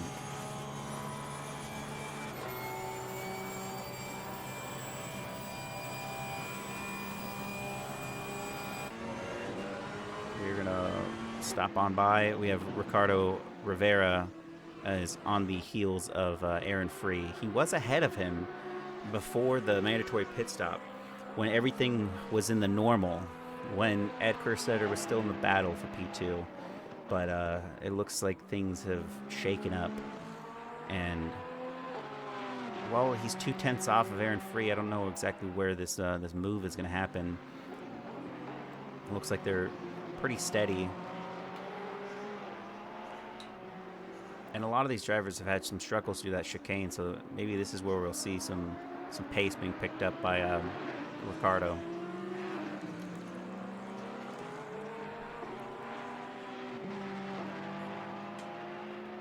Got intentional wrecked entering the pit lane. That's what happened to Ed? Oh, yikes. Intentionally wrecked. Oh. That's not something that happens in this league. All the drivers hold very strong standards to being, not only like fair and balanced, but respectable. And even so, going so far as, they'll definitely notice those blue flags and give up position as soon as they can. Or giving up position when they've knocked another driver off track and letting that driver enter the track to overtake them willingly, knowing that they've caused an incident. And Richie Girolamo and Kersetter had an incident, and it's truly unfortunate, because that is not how this league is dealt with. Strong penalties go out to anybody, or even outright dismissals from the series if there's any lenience towards intentional anything. And there goes Jason Provolone overtaking Andrew Pickerel down the straight finish. And what a fantastic run. Jason Provolone putting himself right back in the fight. And he is now just 12 seconds off of P11.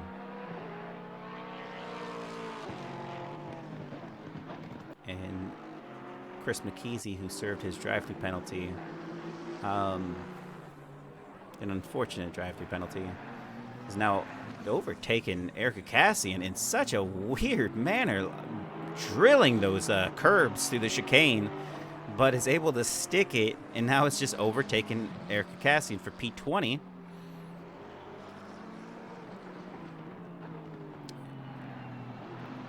And we know Mckeezy's a top 10 driver, so he must have had some glaring incidents besides the drive-through penalty that have caused him to be in the position he is at. Ricardo Rivera still trying to have a go at Aaron Free. It's been a couple laps in the making, but it's one of those things that you really have to think about where you're going to position your car ahead of another driver, as Imola has a few really good spots to be overtaking people, and that start straight finish is one of them, as well as the that slow two left-handers.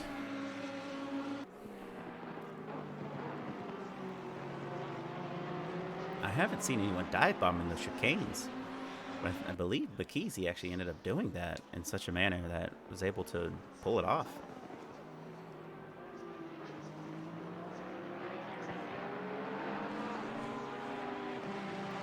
And for anyone watching, we do post-race stewarding, and so penalties do get served out and dished out, and as well as actual dismissals from the series in further events if the driver was deemed, intentionally disruptive. It's the best way to describe that. And yeah, it's happened before. We've had to let people go who don't want to race in the spirit of racing in a clean manner. You don't want to do anything to intentionally ruin someone's race. When we treat these series very seriously, but with it's also fun. But it's not fun to do anything awry that would just not be within good sport. 2/10 off of Aaron Free, Ricardo Rivera of Scuderia Boricua team. I think that's just the team name of the default one, maybe. But I always like that one. Scuderia. It's a great sounding word.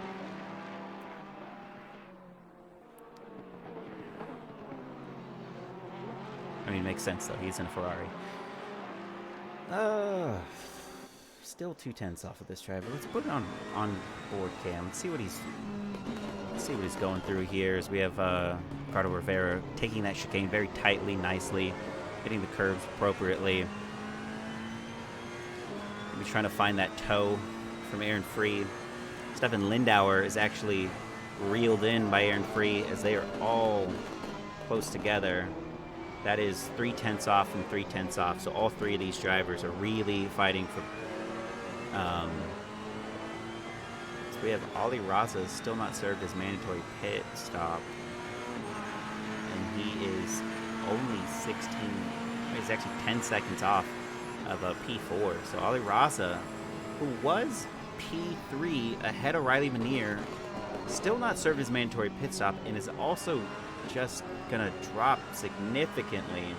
I would say so much as to P5 or P6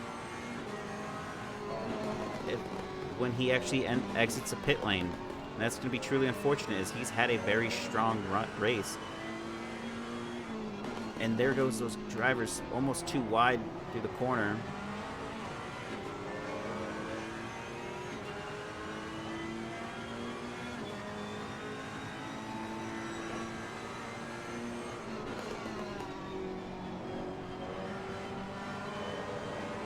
And while you think it benefits Aaron Free to be the one attacking Stefan Lindauer, it truly who's benefiting right now is Ricardo Rivera, who's letting these drivers fight, and he's going to be able to reap the rewards by getting closer. He wasn't as close to Aaron Free without this battle happening, but because it's happening, there he goes. He's straight through. Aaron Free overtakes Stefan Lindauer, but in the process, Ricardo has to really let off the gas because there was a fear of tapping Lindauer for sure. And now it's just a battle for P6. As I think Aaron Free is going to be able to walk away a little bit from Stefan Lindauer.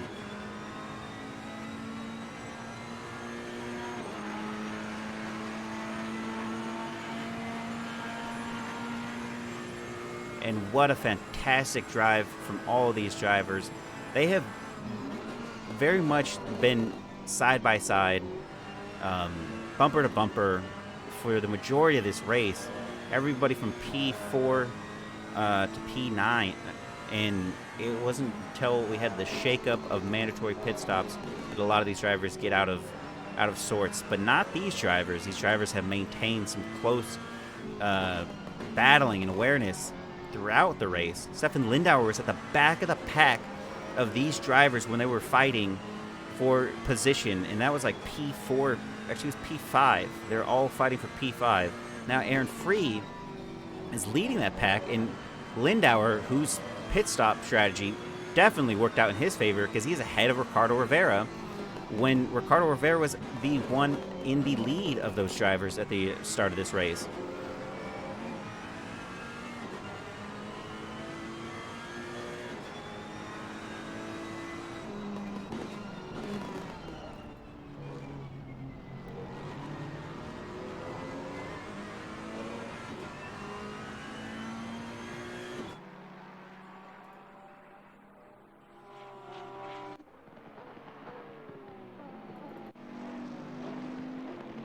And while we're at it, we have Eric Miller, Flying Lizard Motorsports, having come back from the backfield, is now P11.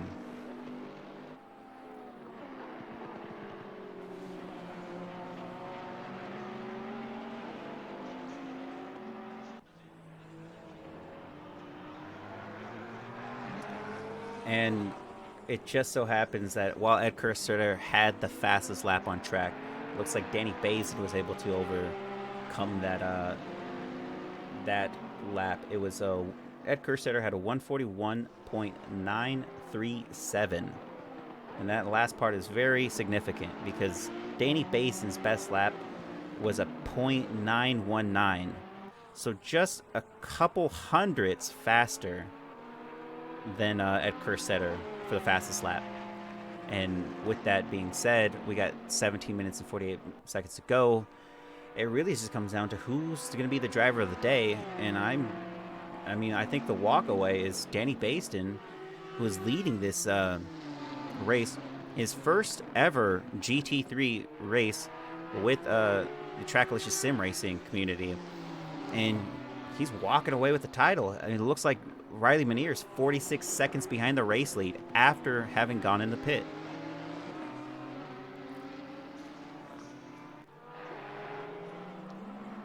And that is, I think, Tyshawn Green, who is, he's new to the, this is his first race with us, I believe. And I don't know if he's, maybe he's going to let Danny Basin by on the start straight finish. Oh, there he goes. Blue flag, he sees it, he lets him by. And that's what you want from every driver in this this league, is to always, hold a good standard and respectability of driving. And then we have Eric Miller, now 2/10 off of Jed Engelman. And, yeah, he's holding it. If it wasn't Danny Basin, just throwing this out to the chat, who should get driver of the day if it wasn't going to be the race lead, who has just managed to maintain a very strong pace? We have Riley Meniere, who's doing a 142.9. Danny Basin's done a 144.1, so he's actually 2 seconds faster right now than the race lead. But with 60 minutes left to go, I don't believe there's much that Danny Basin has to worry about. He's the only car in a Nissan, and I haven't even seen this car on track that much. So it's interesting to see that he's out there and he's showing its muscle. And there goes Eric Miller, side by side with Jed Engelman, going through that hairpin, slow hairpin, but he's indeed about on track with him still. But they have to get through this left-hander, and they're side by side, neck and neck. Who is going to be the victor here? It looks like that is Chet Engelman, who has just sent it down that inside line and maintained a great pace and a great defense over Eric Miller there. And that is big points. That is P10. But we're not over yet. And it looks like Eric Miller is going to try to have a go. Whoa! He saw that. That is, I think that's Quid having re-entered the track, and it not so, it is not the safest, not safest. Chris Mckeezy just overtaking Reed Aldred there, but Aldred's not going to let it get. He's not going to let it go, but oh, he goes a little bit off to the side there. Chronotis and Bravo all fighting for position. Chris Mckeezy now P16. Aldred now having to defend against. Aldred's off to the side. Good thing he didn't take out that wall, but that left Bravo, and Chronotis to just make that clean positional spot change. Yeah, the words are hard right now, that's for sure. And that is Azuri Racing of Jose Bravo. Really, really impressive drive out of Jose. Is, you know, his positioning at the end of races has not always been ideal, but I mean, he's really putting it in there. He's in the teens, and that's where you want to be, especially when you're given a good fight. His pace might not be direct race pace, but it is still impressive over some of the other drivers that are behind him, and he's just maintaining strong racecraft right now, and that's sometimes all that you need to happen. Still curious what happened to Ed. Was he taken out by back marker? Did he bin it? I don't even know how to say your name. Is it Waiki guy? Ike. What is that? I want to say Ike. Ike guy? Guy. No, he did not. He was Ed Kersetter was taken out by another driver entering the pit lane. Is the information I've gotten in chat. I'm not sure if I can confirm that. I did not see the incident itself, so I'm not going to know if it's an intentional incident. I'm not one of the stewards, nor would I be able to let you know if that's exactly what happened. But if that's what happened and it was intentional, and you can clearly see it's intentional, then that's something that the stewards will definitely take into account. But he was involved in an incident going into the pit lane, which ruined his race, because then he got a stop and go penalty after he was already in the pits again. What up, SD61? How's it going, everybody? We're about 11 minutes 38 seconds left to go through an hour and 40-minute endurance race here at Imola. It has been a roller coaster for some of these drivers. Having Stefan Lindauer, I think he started back in the backfield, is now sitting in P6. What an impressive race for Stefan Lindauer to get back into the points. It's going to be really good for Southern Star Motorsports. Rivera's only 0.3 behind Lindauer in that Lexus.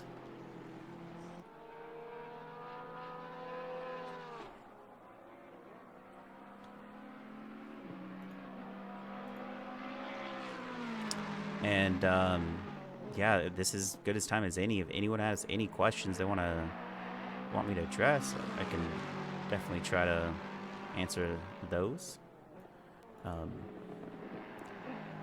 We are on the wind down, I believe, with the. I don't think you hope nothing is going to happen here.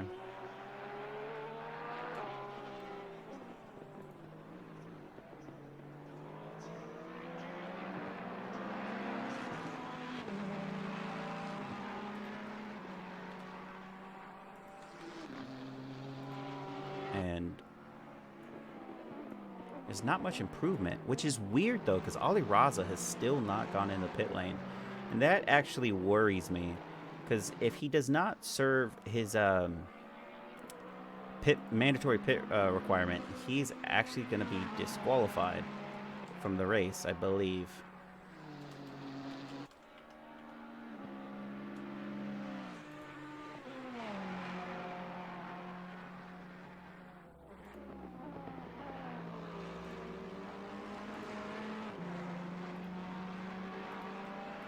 Let's take a look at Ali Raza. Still sitting in P3 of RHD Racing. We got 9 minutes, 20 seconds left to go. And his pace is, well, he's got Mike Burkhoff, who is 2.5 seconds off of him. And then Aaron Free is another 22 seconds. If Ali Raza does a splash and dash on his mandatory pit stop, he's still looking to be overtaken by P4, P5, and possibly P6. But if there's any mistakes that occur in his mandatory pit stop, and he's not gone into the pit lane again, this is just, it screams frustration, because what are these drivers doing, as we have Reggie King of RHD Racing also not having gone into the pit lane yet. And this is the team itself. Both drivers are the last of the grid to have not done so. And I just hope that they make that happen, because if they don't, their team will be disqualified from this endurance race. And they've pulled off a very impressive run. And I would hate to see Ali Raza get disqualified for such an lapse in error. Maybe they thought they went into the pit lane, but it's already right there on screen, and they can see that little one next to their number. We have Eric Miller having another go at Jet Engelman, who's only 0.3 faster than him right now. Going on board, let's see. And it looks like he just has a really good run there through both these corners. Is Eric Miller going to be able to use his toe to push through that first left-hander?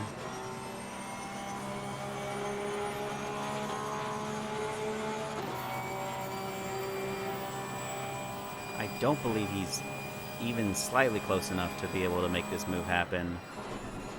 It's just too much of a gap. I think he's just going to have to worry about being technical right now.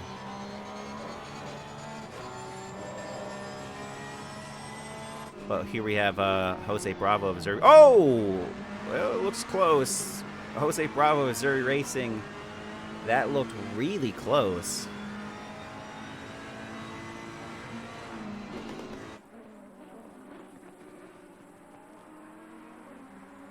It looked really close, but he was only a couple tenths off of this driver, and he is not gone with the overtake just yet. And that is behind them. Tayshawn Green and actually Reed Allred is actually ahead of these drivers. Actually want to take a look at that. The blue means they're back markers. The orange means that they're ahead of them by a lap. The white is the direct person ahead of them. Bravo is actually Missouri Racing. So Tayshawn Green is behind them a full lap, but is sitting as a back marker in between them. There goes Jose Bravo ahead of Chronotis.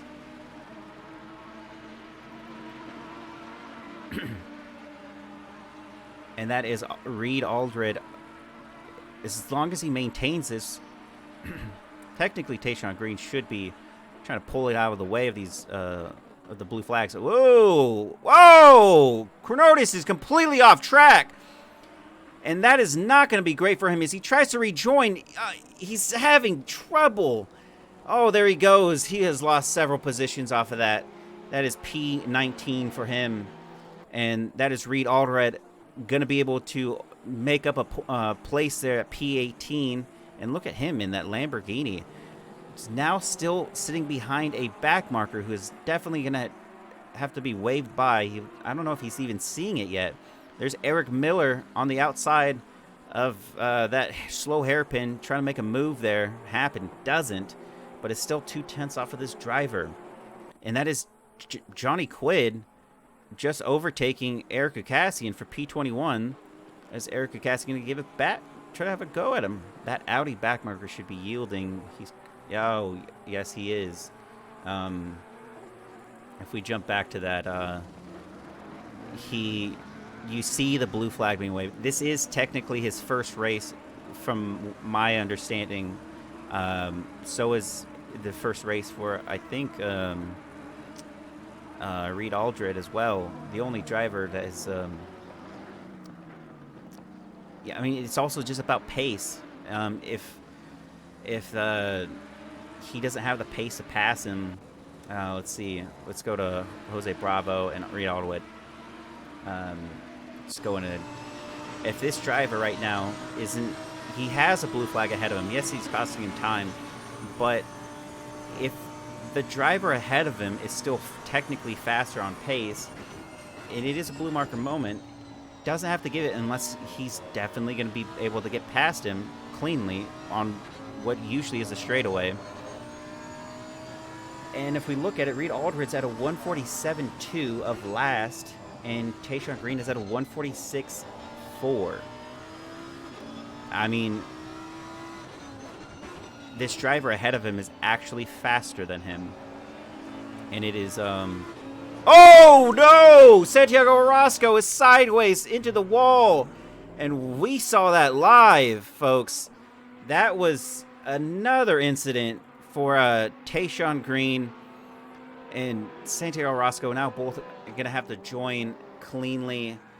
He's going to yield position. Oh, that is unfortunate. That was Tayshaun Green fighting just to keep from being lapped by another driver and has gone off. Yeah, you hate to see it, folks. And that is Reed Alderred no longer having to worry about that back marker. The blue flag rule states that you must yield safely, and then if he is faster, he can unlap himself. He has been blue flagged now for 3 laps. Yes, true. And what my point that I was making, it worked out in the non-great way. My point was that while there was a blue flag, Reed Alderred was not faster on pace to overtake a driver that was the back marker. It was actually a huge difference in pace. Right now, Reed Alderred is actually getting faster. He's at a 145.4, but his last lap was slower by a full 1.3 tenths. So that's a second and some 3 tenths. And why would you giving up your position to a driver that's higher than faster than you is always going to be the case when it comes to blue flags.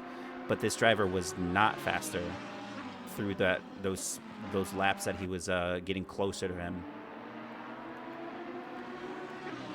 I foresee the incident where Tayshaun would have actually, if he had given up the position, realizing he was quicker through a certain sector or whatnot, and then, trying to overtake him again. And that's just where it kind of seemed to unfold a little bit.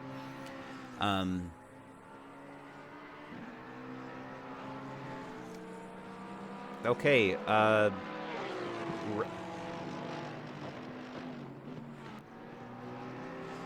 Yeah, guys. So maybe the back marker was trying to unlap himself from the guy ahead. So now he's complete. Yes, and that was where I was saying that's. While there is a blue flag, if the driver was, impressively faster than him, you would give up the position. But seeing how he was completely lapped down, he had the right to not defend. He wasn't really defending either. He was just running the racing line. And there goes Mike Burkhoff ahead of Jason Provolone. Mike Burkhoff is in P3 right now. And see, that's where you won't see an issue arise right there, is Stefan Lindauer just let him make that clean overtake. But in the process, he gets ahead of... Oh, that was not who I was thinking of. Where was I off on this one? Okay, now there's Reed Alvarez and Jose Bravo. Jorge Bravo. Gosh, it was... Jose? Jorge. Jose. Jorge Barrera. Getting really confused with my J's today. Reed Alvarez is only a couple tenths off. They're going through the final lap here, but these drivers are going to have to go again because the lead driver, Danny Basin, is actually, I believe he's actually, oh, there he goes across the line. They won't have to go again. Danny Basin has pulled off a great finish. P1 from him. Riley Meniere is still in sector 3 right now. That was Stefan Lindauer who crossed the line at P6. Ricardo Rivera is at P7. Josh Willis, P8. Jarek Snyder, P9. It's still up for debate for some other drivers here. Not a lot. I'm going to go to Reed Alvarez because he's actually still in contention. Can this driver pass right now? Bravo. They have to cross the line. And this is for position P17 and 18. Chris Mckeezy passes, and he is P15. Jorge Barrera, 16. Jose Bravo, 17. Reed Alvarez put in a great fight, but he is P18. Chronotis is 19. And those drivers did not serve their mandatory pit stop, if I'm correct on that. And I think we're going to see it doesn't even matter. Mike Burkhoff is going to be walking away with P3. Ollie Raza, P4. Aaron Free is going to be P5. I think Constable Cody Wassum's P14. Reggie King, 20. And they did not serve their mandatory pit stop. Both drivers will be disqualified from... It really must have been something so simple as not remembering the difference there. So we have Riley Meniere, Danny Basin, and Mike Burkhoff. And we'll get to them in a second.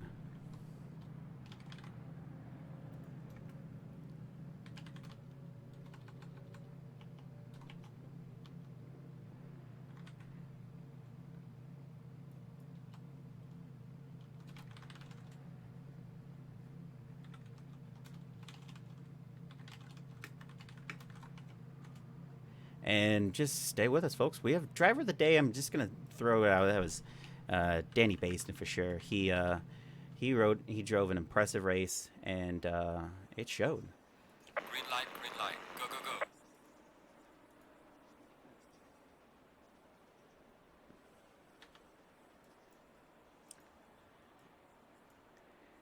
And I'm gonna pull one of them right now. Mike Burkhoff, I hope you don't mind I pulled you into the in the stream team here. How dare you? How's it going? P3, what a fantastic race for you. What sort of happened there at the end? Were you just faster than Ollie Raza? I wasn't able to see exactly what happened. When he went off the track, you mean? Did he go off the track? I think I just caught some of the curb, and I kind of cut over his nose. I don't know if I caught him or not, but I tried my best there to be clean. I think I just got a little unsettled. But yeah, I caught up to him. I was 15 seconds or 20 seconds behind, so it took me a long time to get him. Well, you were able to do so, and that's actually a fantastic result. Where'd you actually end up starting? In the midfield? Yeah, I think I qualified 10th, and I got off. The start was a little rough for some of the folks behind me, so it gave me a little bit of I could settle into just 10th there, and then I just kind of made my way through the field as best I could. It was a good race. A lot of fun. Well, what a fantastic finish for you, P3, and also, it looks like Ali Raza did not serve his mandatory pit stop, so he will be probably disqualified from the race entirely. So either way, you were able to pick it up, and congratulations. Yeah, thanks a lot, bud. Mm-hmm. Okay. Danny Basin, driver of the day, also the race lead. Was there any moment during your mandatory pit that you were worried about P1? Because it looked. Did you take tires or any fuel added? Oh yeah, I absolutely took tires and refueled about 86 liters. So um, I wasn't going to make it the entire race on the same tires. I mean, I probably could have, but my tire wear was just destroying the right rear. So I took Okay. tires. Yeah, it looked like it was about half the field took tires because the other half just splashed and dashed. Is there anything? I mean, you're at the end. You were about 45 seconds off of P2. Was there something about this track that you're familiar with, and you run it well?